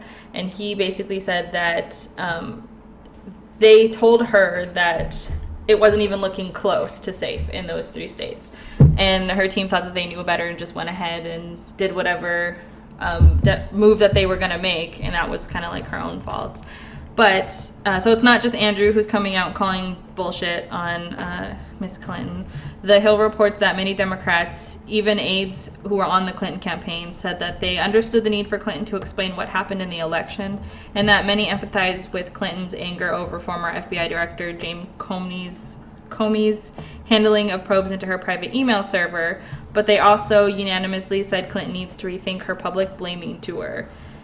The thing that really strikes me most about this story, though, is the fact that she's even blaming the DNC. Like, are we so far past the email scandal that we don't remember what came out of the email scandal? Like, what came out of the email scandal was that the DNC was colluding behind the scenes with the media to paint Hillary Clinton in a favorable light to the American people and to take the election from Sanders.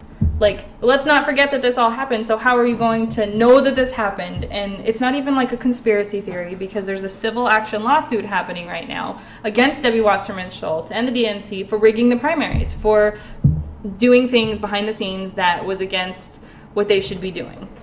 So there's a class action lawsuit happening right now. And then Clinton's out there saying that, no, they didn't do anything for me, the DNC. They didn't do anything. They gave me faulty data, blah, blah. So how crazy is it that she's attacking them? I just don't understand it. Why?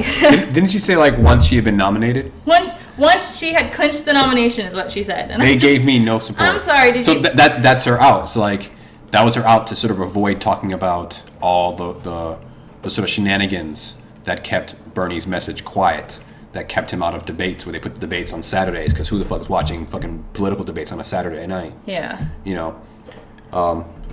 Once all that was sort of on the bag and I had the nomination, then, man, I had to fucking throw money at the DNC. Yeah, and it was all by myself. They just left me. They gave me bad data. This is just a long line of reasons why she fucking lost the election, other than just to say she was a bad candidate. Like, never will Hillary Clinton ever come out. She just needs to go away. Like, if she's not going to admit this is the second time she's come out since she came out of the woods after, like, disappearing for, 2 months or whatever after she lost. Yeah, the first thing she came out and said, she blamed everybody else.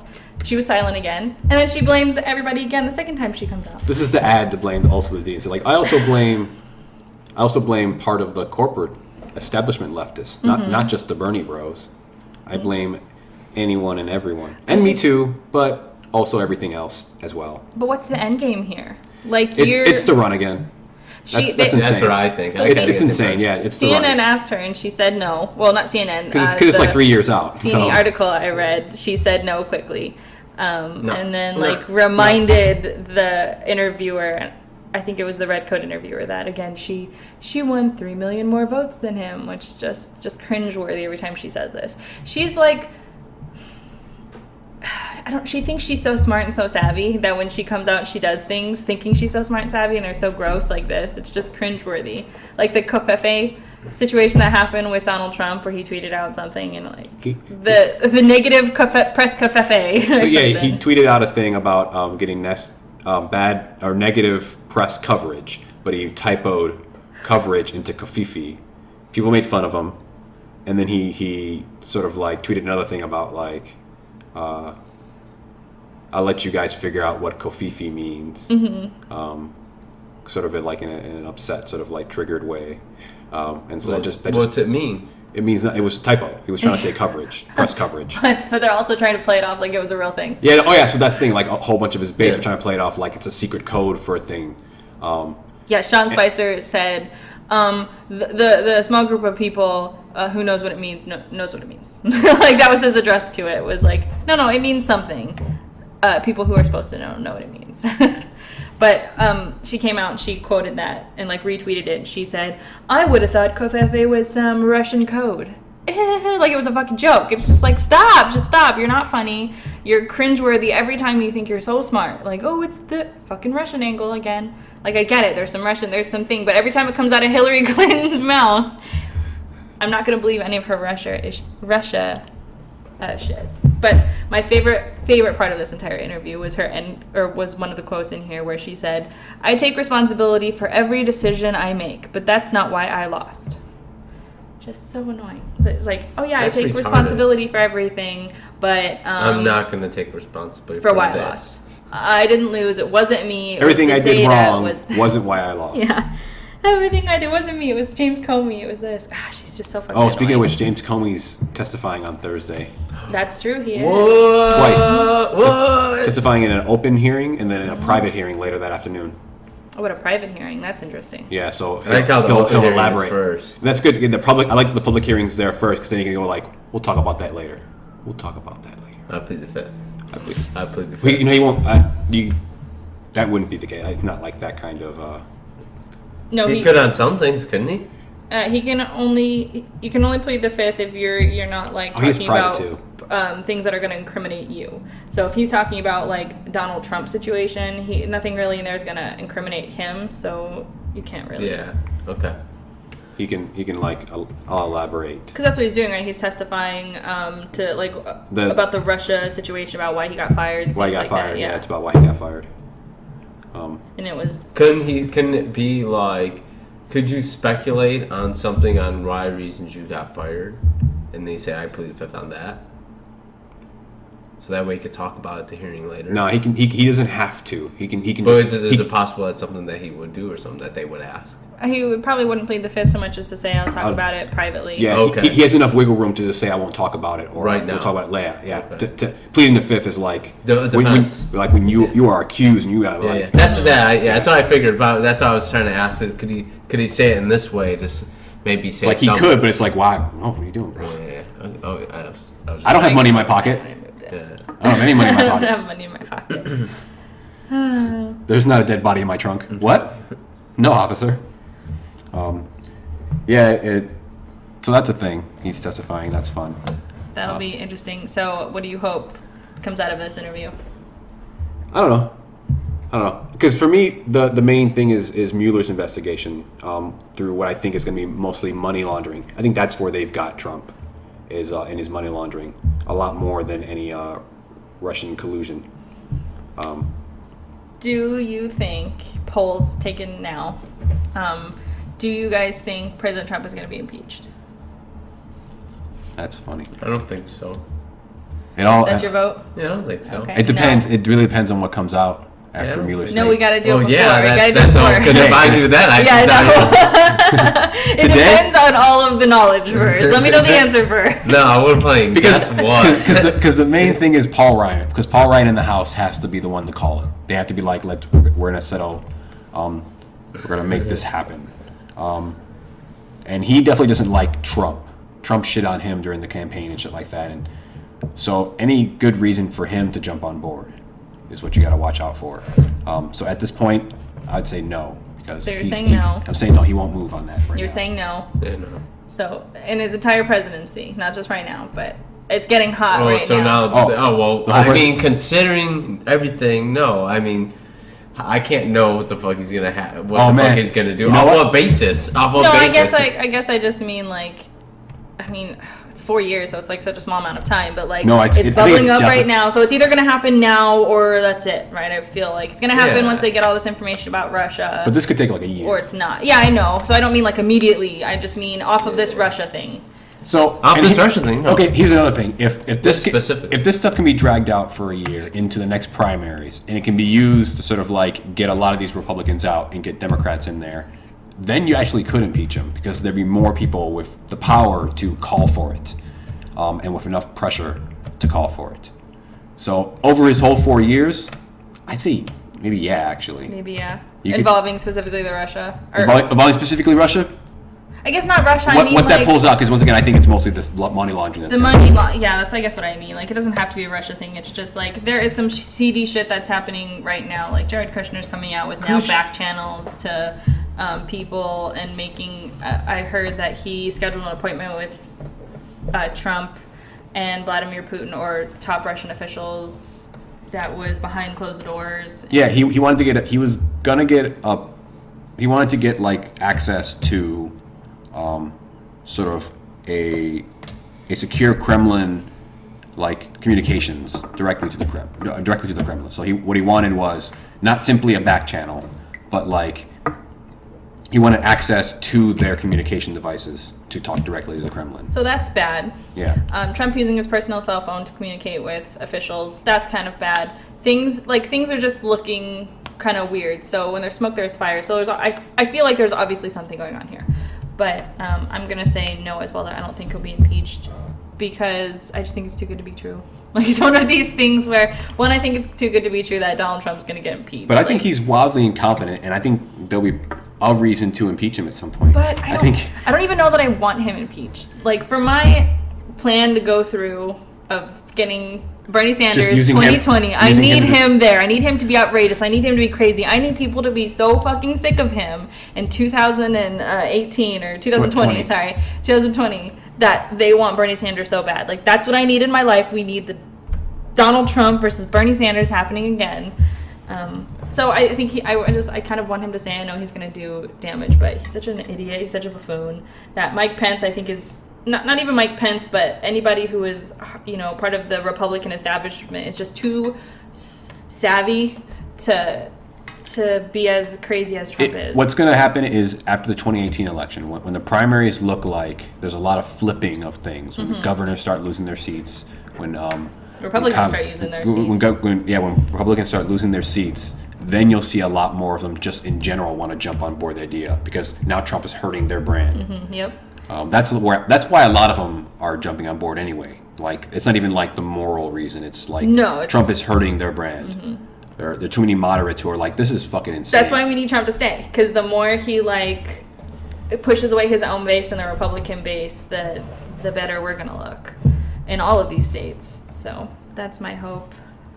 So I don't want Trump to be impeached. Yeah, 4 years, we could do it. We just band together. We got this. Truly, it would be an amazing thing if like history would recall this moment as the sort of like shock moment that brought American politics into alignment, and then we created the sort of like social populist fucking revolution. Yep. Like everyone just like it just started working after this because we got our priorities back together.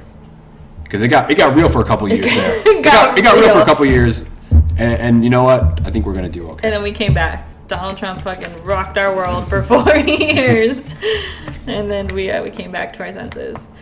But speaking of like Republicans losing their seat, I want to shame Congressman Darrell Issa because I am sick and tired of these Republican elected officials hiding out or doing weird shit with their town hall meetings, like not showing up or kicking people out who are upset with them. But Darrell Issa has been my favorite. So he is he's a Republican congressman from California, and he spent a fun portion of his Tuesday afternoon camped outside on the rooftop of his district building because there was people outside who are very upset with him. So like his constituents in his town and some Democrats are upset with him. Sorry. So he spent like a good portion of his, there he is, taking pictures of the angry people. That's fun. That's pretty cool. But I am. Did he get Pizza Hut ordered to him? just he throws a rope down. I'm just basket. outraged at these congressmen who are doing this shit. And that's the Trump effect. This is your job as a congressman, as an elected official. It is your job to listen to your unhappy constituents. That's your job. Your job is to listen to them bitch and moan at you and then make adjustments in your voting record and the things that you're supporting and the things that you're advocating for. I don't know how they're just getting away with like being up on the fucking roof. Like, I saw another story about this woman. They kicked the door in.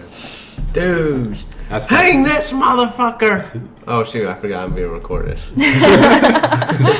So this mom had taken her daughter to one of the town hall meetings, and it was about, universal health care, and because they were voting on the Trump Act, and she had brought her daughter in. Her daughter has a pre-existing condition. Daughter's like 2 years old, has like a liver situation. She was saying like her drugs cost $12,000 a month because they're like special stem cell type drugs. So she brought her daughter in to go to a town hall meeting so that basically she could be like, this is who you're voting to kill because she can't have health care right now if you vote, 'cause she has a pre-existing condition.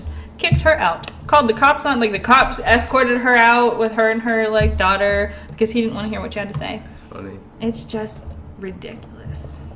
It's so shameful. And it's happening all over the place. And nobody's really saying much about it. Did it happen here in Everett? It's all over the place. But that's the thing, like, I'm just kidding. But that's the thing, like, it's healthcare. And it's odd that, like, one of the last things you want to talk about is the people who need health care. Like, you want to talk about the taxpayer's burden to pay for health care, but not people whose lives get saved because of it. Yeah. Like, I just dislike that that's sort of the argument they want to throw out there. Like, deal with how much it costs, not that you have to pay for it as a sort of point of fact or anything. Like you're sort of addressing the wrong thing because healthcare costs a lot of money. Yeah. There's ways to mitigate that, but that's not the argument they want to have. They want to argue the philosophical preset of do I have to pay taxes for someone else's healthcare? It's like that's you're just being ridiculous. Yeah, that's un-American. The conversation should be about look at all these people who are dying because they can't get health. Like, that's the world that we live in. This is the great America that we live in, where we literally have people dying because they can't get health care. And you're not funding this. You're voting out against it, or you're one of the Democrats who aren't signing on to the health care bill. And then they just want to be shocked that people are showing up at their door upset about that. So our representative here in King County, Rick Larson, does not support the universal health care bill that was pushed to the House. It's like HR 6, something like that. So he does not support it. So I wrote him a letter because I was upset about it. I usually send them letters with like magazine letters cut out, threatening them and their families. That's interesting. With little bits of anthrax spread across the thing, just a little bit, so it's like, you know, you feel confident enough to pick it up, then bam, anthrax on you. And I hope this gets edited out. Oh no, it's going to be amplified inside. Ominous music in the background. But yeah, no, I called our, is it HR 676? Oh, 676. Yeah, doing a great job hiding your devil work there. Oh yeah, I totally can't see that working, Satan. This fucking guy. But I think one of our Seattle representative, she supports it. So that's really cool. She's got more of a progressive base. But yep, Rick Larson doesn't support it. I called them all, and I was really kind of nervous because I've never called like an office before, and they actually picked up because I've watched the Humanist Report call an office, and it's always voicemail. So I was real prepared for a voicemail, and then somebody answered the phone. I hung up like because I was not prepared. I'm like, I don't know how to do this. So I like Googled. People made like scripts and stuff. So I called, but I've never called before, so I was unsure if I don't know, do I have to be a constituent in their district? But I feel like... Likely? I think they only really care if you're in their district, but I still called them all because you're still like... A person. I'm still a person in this. You're still representative of me, maybe not directly, but you're a representative in Washington. Yeah. You're also a representative of my quote unquote more favorable party, so I want to make sure that you're representing that. So I was dismissed when I wasn't in their district because some of them do actually ask you what your address is, and one of the girls was like, "Oh, you're not in our district. Can I reroute you to your other person?" And I was like, "Nope, I'm just calling you all." Like I already called mine too, but I'm just calling yours to make sure. But some of them will take your zip code. Oh, sure. And ask your name. Well, go right ahead. Yeah, so the thing that I found really interesting is online they were telling me that basically these are like interns. So they do take your message and they'll like write it down and they say, basically they do it as a tally. So they'll say, you know, this bill, this many people called in about happy things about it and this many people called in about sad things. So that's how they say, but it's really kind of dismissive on the phone. It's just like, I'm calling to voice my disapproval about the fact that this congressman isn't supporting the HR 676 bill. And one of the guys was like, okay, we'll let her know. And I was like, okay. Check. Just hang up, yeah. Some of them were like, okay, can I get your first name, your last name, and your address? Oh, hell no. No, I did it. But the interesting thing about Rick Larson, so I went onto his website, and you can send him an email too. So the first time I called the office, I gave them the wrong zip code because I didn't Google enough to see what district I was in, so I gave them my Seattle district because I thought that's what he covered, but he doesn't. So I didn't want to call back and be giving a different zip code. So what I did was kicking down our door. So when you go to his website, it has an area to email him. So you go to email him. They make you put in your zip code because they can only respond. They say to only so many a day, so we're only going to take the ones that are in our zip code. He represents our area. Like if you Google it on the United States government office, you Google who is your representative, he pops up. You go to his page and you put in our zip code. It says that he does not, and nobody does, for our specific zip code. So it's really weird.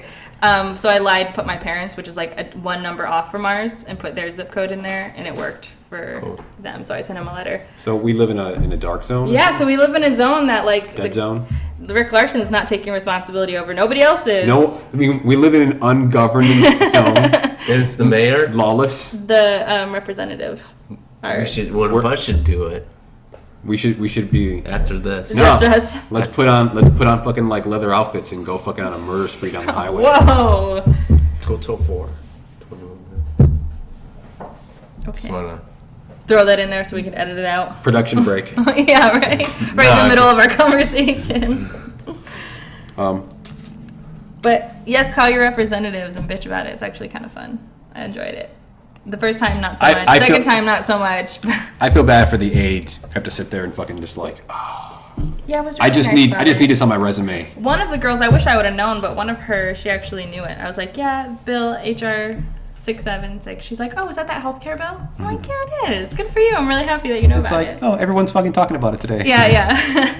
It's like the only thing I'm being called for. Yeah. It's my first day. Good. I'm happy, though, because I want people to be upset that, come on, we're in Washington State, we're supposed to be progressive. How is it that our representatives, and most of them don't, our Democratic representatives are not in favor of the universal health care. Only one was. So I was really disappointed about that.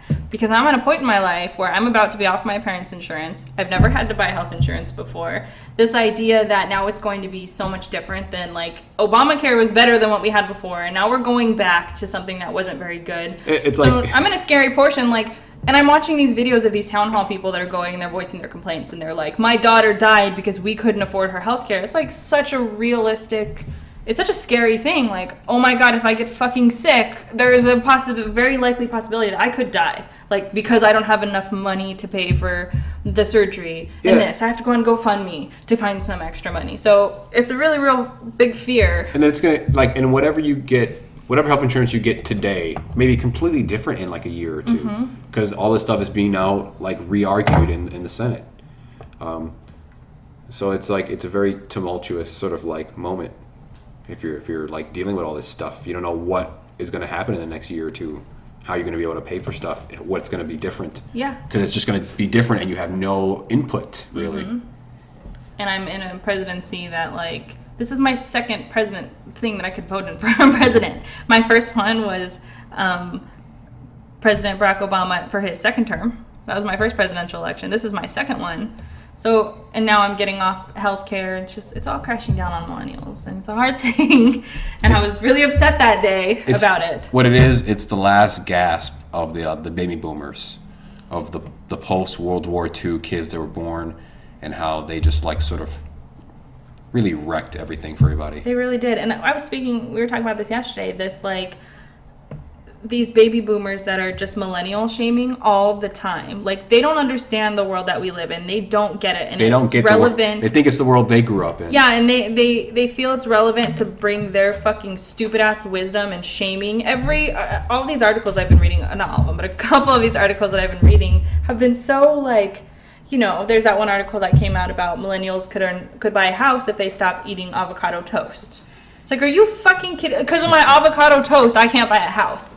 Just like, there's so many, like, you don't understand. We're going to school, we're getting massive amounts of debt and college loans to get a degree for a job that there's so few jobs, first of all. Second of all, like, some of these jobs don't pay enough for me to actually live in this world that you've created. We're after a 2008 financial collapse.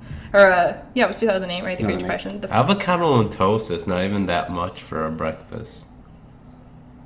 It's really... It's like he could have said something better. Yeah, like... He was talking about, like, a particular boutique that sold avocado on toast for, like, $16.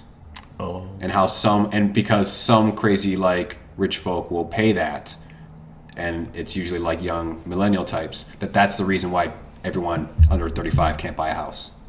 That's so fucking stupid. It is so stupid. Who's paying $16? That's what I'm saying. Like, again, so there was this article that was about, like, millennials think, it was in the New York Times, millennials think that owning a dog... It's like a breakfast, lunch, dinner thing. There were, like, things in there. Millennials think that owning a dog will teach them how to be a good parent or something like that. And so the article was just absolutely fucking stupid. And it was another one of those baby boomers who just don't get it.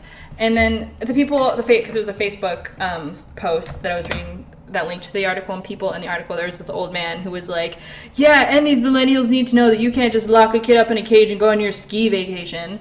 And I'm just like, first of all, we're not stupid. We know we can't just put a baby in a fucking kennel. But ski vacation? What millennials going on a ski vacation? Like, what millennials do you know? We don't have money for $16 avocado toast. Why do they think that we're buying those? Why do they think we're going off on ski vacations? I don't understand. I don't get it. Because he's yelling about his own kids. And that's when I pull up my Simpsons meme of Grandpa yelling at a cloud. Yeah, just old people yelling at nonsense.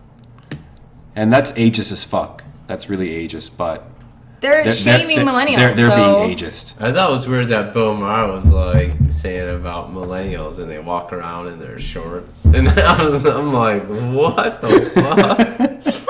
The guy can't wear shorts anymore. I remember that we were watching. Again, it's this millennial shaming. These fucking millennials in their He's like, they shorts. eat cereal for dinner and they walk around in their shorts. I love cereal for dinner. It's just like they think they're so much better than us. No, they're fucking eating cereal for dinner. It literally just sounds like old people going, "Get off my kids, get off my lawn, you kids. Get off my kids, you lawn." No, it definitely seems like it seems like a matter of they don't want to understand that things are just changing, and we're looking at the world differently because we're talking to each other. We're talking to each other, and we've experienced the world in a way that they will never have experienced the world. Like communication is one, but technology is another. Communication stems out of the technology, but really it is this virtual kind of world that we live in, this interconnectivity that we have, this information to this availability to information and things like that. It's just like changed our world in a way that they're never going to understand. It's just weird. Yeah, we fucking- are so fucking elitist on this podcast. We're just like shitting on right wingers and shitting on old folk. Whatever. But whatever, right? Well, I don't even know what you're saying. They're shitting on people wearing shorts. Like that's enough. And avocado. I love avocado. I love avocado toast, and I I'm don't not really spending care for $16 on it. I'd put salt on it. Does that make sense? Do people Yeah. do that? See people do that. I don't. I'm not a salter. Oh, okay. Oh, a salter. I'm not a You're salt- a salter. No, You're I'm like not. head of the salter committee. Yeah, no. That's You're not Sultan of You Arabia. put salt on McDonald's fries. Like I think you put extra salt on cereal. I think you put salt on Not- the cornflakes. Cornflakes. But no, I'm definitely not a cereal assaulter. That reminds me. I want some potato chips before I go to bed. Okay, I have one more story that I want to talk about because it's really. All right. It's my favorite story of this week. I'm trying to squeeze in a little something before I go to bed. Okay, so I talked about it earlier how the DNC, is has been hit with a class action lawsuit, specifically Debbie as well because she was the chair at the time. So there was a mysterious but not so mysterious phone call that was made to Elizabeth Lee Beck's office on this last week. And for those who aren't familiar, Elizabeth's office is the law firm bringing the suit against the DNC for their fraudulent practices during the 2016 primary. So there was a call made, right? And I'm going to read the email that Elizabeth Lee Beck, who is the head attorney for this, she wrote this email, but she filed it with the court so that it would be public record. So I have the email in front of me. So this is what she said.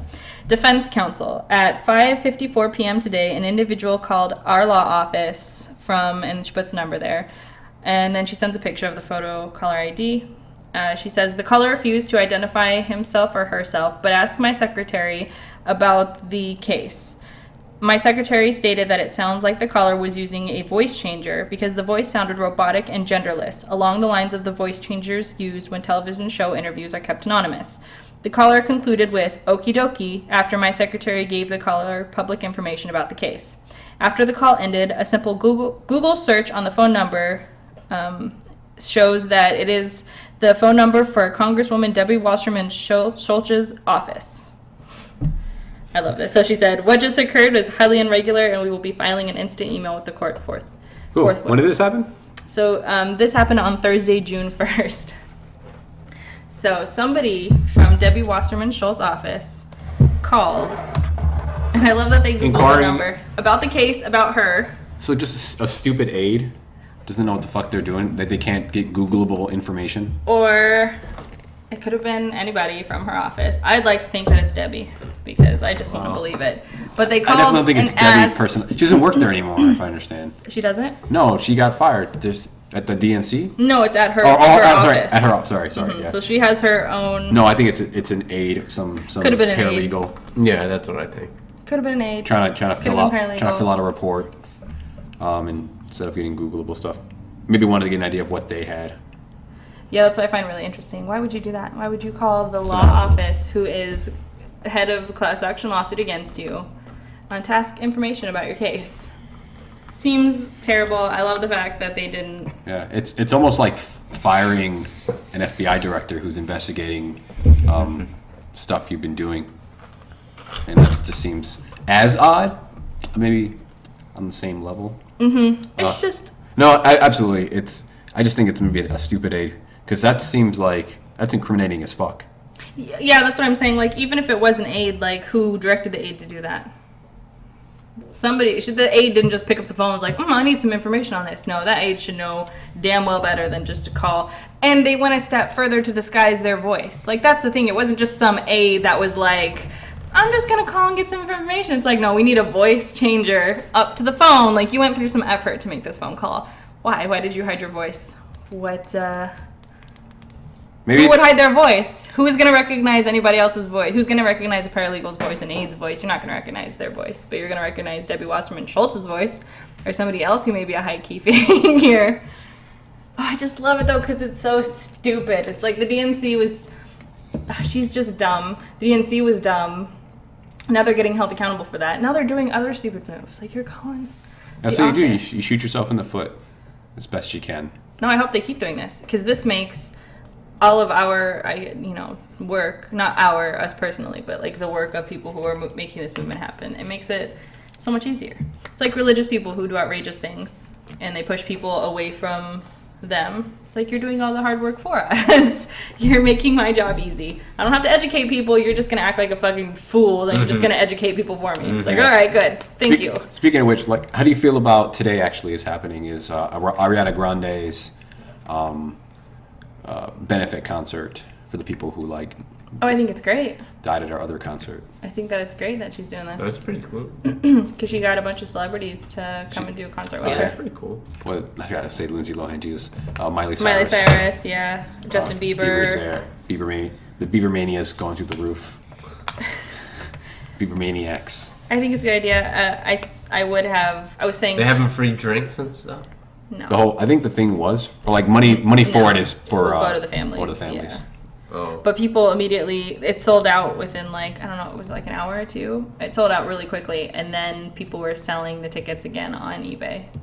So that sucks. It's like you're defeating the purpose of this, you assholes. Yeah. Just buy your tickets, go to the show, don't resell them so that you can make a fucking profit. So it's so annoying. That's People because are such assholes. that is their profit too after the fact. Yeah. Because they've already paid for the. That sucks. Yeah, it's ridiculous. But if I was her, I would have just paid. I like the idea that she's doing a benefit concert, but I was saying that after it happened, it would be a great move for her to pay for the funeral costs.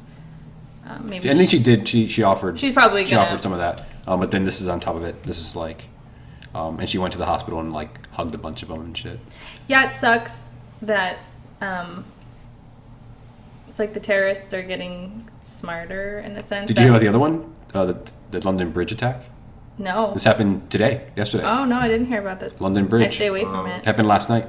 London Bridge is falling down. No. Too soon. Too soon. Too soon. No, you know what's not a good joke? A bunch of people got mowed down on a truck, and then they jumped out of the truck and started stabbing people. That's crazy. Wow. I looked- Whoa, who were they? No, they don't yet. They killed 3 of them, and that seemed like all of them. What? You know, Why is it not trending on Twitter? See, because it trended all last night and this morning. Why? And what types of people were they? Like, what were they religious? Were they Muslims? were they religious? Yeah, likely because Ramadan's happening this week, and So everyone's hungry and shit. no, it's like a super religious week. So like they like to the extremists like to do it on those weeks to piss off everybody at once. Theresa May says the internet must now be regulated following the London Bridge terrorist attack. What the Oh fuck? shit, man. But the sad thing is that That's- I don't want to say that they're winning, but they're winning enough that I think it's in people's conscious. Like every time I'm kind of at a bigger event, it's just there. You know, it's not Just something there. I'm thinking about or dwelling on, but it's definitely in the back of my mind. Like you're watching people a little bit more. You're, because now it can happen anywhere. It can happen at an Ariana Grande concert. Like that hit home. I think a little bit more than some of the other ones. You know, I'm not going to be at like. I don't know. I mean, you could really be anywhere. Every 4th of July celebration, you're fucking walking down the street and some crazy person's going to come. The It's car thing is irrelevant. what's throwing me off now, man. Now that they're just like running people over in crowds. What an interesting That's just like the trend. That's not all the trend for the last like year or two is to just mow people down. What an interesting trend. Because it's the most like, because all these things are like people radicalized, but basically lone wolves. You know, they're in like online communities discussing this stuff and being like angered up and whipped up into like frenzies. And some of them are just like, fuck it, I'll just run a truck into a crowd of people. And that's easier than fucking trying to go online and trying to figure out how to build a bomb. Mm-hmm. You know, or like trying to get your hands on a gun in London. Man, it's definitely crazy. Did you guys see the video of when did they last do this? In the last big like car that was running down through people, wasn't it in? I'm not sure. Oh, okay. Well, with the truck, with the white truck. Yeah. Yeah, I don't know where that was. Well, I saw video footage from like outside the walkway, and the car is hauling ass. Like you could see people running down the street, and they're running into the shop that has the camera out. And this guy, by like the grace of gods, was out of the way in time, and the car goes by the window so fast. Like, and it's one of those like kind of moving trucks. So I just couldn't imagine. But yeah, it's getting scarier and scarier. Also, ISIS is in the Philippines, which I thought was really interesting. Like, I text messaged my dad, and I'm like, "What? ISIS is in the Philippines? I don't understand." It's not really ISIS. No, it's not. But it's just people who like are also like hardcore Muslim. Yeah, sharing the ideology. Yeah. But it's stretching. I mean, that's enough though. Like that's enough to kind of have your fingers. They're Wahhabis somewhere else. They're definitely. I think it's Wahhabism. I don't know if they're. I mean, Alawist. But yeah, it's basically Wahhabis being funded by and supported by religious sects coming out of Saudi Arabia and some of the rogue princes of the Saud family, and they support a lot of that stuff. They support ISIS, Al Qaeda, Taliban, Al Shabaab, Boko Haram, all those groups. They're all Wahhabis, and the only place Wahhabism has any political and money is in Saudi Arabia. So that's why, for me, if you're talking about like sort of the issue between why we're friends with Saudi Arabia and enemies with Iran, and Russia's friends with Iran and stuff like that, and it's this oil deal that we made with Saudi Arabia, and we promised to help them sort of like dominate the Middle East, especially against their biggest enemy, Iran, those Shia bastards, Yeah. And we've been their shadow brokers ever since. We sell them. They're our number one purchaser of arms. We sell them billions of dollars in arms. Trump just signed off another one on our yearly fucking $100 billion a year arms deal with them, and that's all going to be used. That's going to end up in the hands of terrorist groups, because once that gets in the hands of like the military, then it gets in the hands of different provinces and government groups, and they're corrupt enough, and ends up in the hands of religious groups, and those religious groups funnel it into terrorist hands. And that's how American weapons. The funnel game. And that's going to end up even in more legitimate sense, being used against Yemenis people in the Yemeni civil war. Because Saudi Arabia is just like bombing people there using our stuff and our intelligence. And so, yeah, it just throws me off, that as much as you want to talk about Iran, that it's a sort of a flawed democracy, and they just had an election recently where they elected a semi-moderate, moderate, relatively speaking. And it's hard because the country's still kind of run by... by birds? The country is run by tweeting birds that dominate all political discourse. But more realistically, by the religious heads, but the political side, the government has legitimate power. Just the other side has like more de facto power. So it can be a moderate could help. Where in Saudi Arabia, it's a full-on monarchy, run by the Saud family. There is no room for anything else except for the religious sort of like group. So it's either the super corrupt monarchy or a hardcore religious group. And actually, some people say you don't want to depose the Saud family and their monarchy, because the worst option is if the religious side, the religious sort of like figureheads, take real political power away from them. Then like the country itself would become sort of like a real terror sponsor, or legitimize it. So it's sort of a back and forth kind of thing. But Well, I want to end on a more of a fun story. absolutely. It's some heavy stuff we're trying to end with, but we want to do some good stuff. So I read a cool article about this new technology that's coming out. So if you're interested in a new tattoo, they have these cool tattoos that have been invented where they monitor your health. So they actually change color and glow based on like if you're diabetic and you need to know like your sugar levels, they react with like sugars and stuff, and they'll change a different color. So you might have it blue regularly, but then when your sugar levels are high, it'll be red or something. But they also have like dehydration. So if you're wanting to just keep track of your water, you could put it with like whatever that chemical is in your tattoo, and it'll glow a certain color if you're dehydrated. It's the coolest thing. No, that is an amazing tattoo. And I like the examples of like how it actually could be helpful. Like it's not just a cosmetic thing, where someone with diabetes Could really benefit. Could really benefit. Like having just imagine like those little temperature meters that you have like in a fish tank and shit like that, like have different colors. And you get a tattoo like that, and just like you just know like, oh man, I'm like I really should eat I'm low on this, and it's just a quick visual cue. So while I think it's cool because it'll help, diabetes and other things like that, I want it to become also more advanced. So you can kind of look at all of maybe the structures of what's going on in your body. Like, if I'm not, I don't know, like if there's a disease in your body or something and it can react to something like that, or if you're getting sick with the flu, it can pull it out of your blood or something and let you know, hey, you're getting sick. Just all around kind of like a health tattoo. I want it to cover everything, but I like where it's starting. I like that it's even here. It's the coolest freaking thing, right? Would you get a health tattoo? Maybe not. But I always thought the black light tattoos were cool and the glow in the dark light tattoos were cool. Those were pretty cool. Yeah, maybe not one for my health, but it's a cool idea. Like if I lived like in Arizona and stuff like that, where dehydration was a big issue, I'd get a dehydration like little thingamajig and just like, oh shit, doing good. Oh no, I would. If I was diabetic, I would. Yeah, diabetic one is like really the best one. It's really good. Right on my wrist. And it really or brings on my the idea. hand, like Alucard or something like that on my hand. So it would mean something. It'd be like.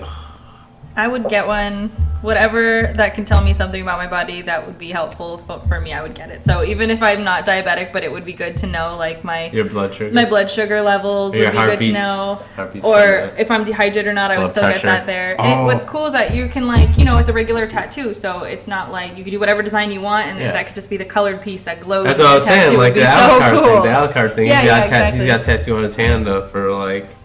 It's cool. So I would do it. I'm still waiting for genetics to sort of catch up so I can cat eyes. Yeah, that's strange. Cat eyes, and people can get like cat faces. When the furry community can actually genetically modify themselves. They do the cat faces. Have you seen them? It takes a lot of surgery. It's gross. It's nasty. Yeah, it's super gross.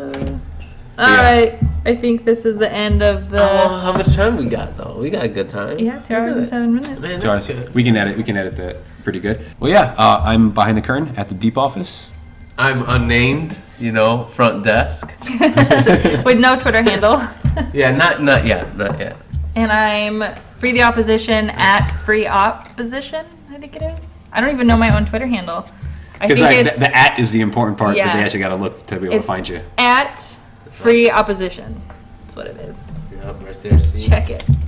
All right. All right. Hit it with the beat. We'll catch you next week. Okay.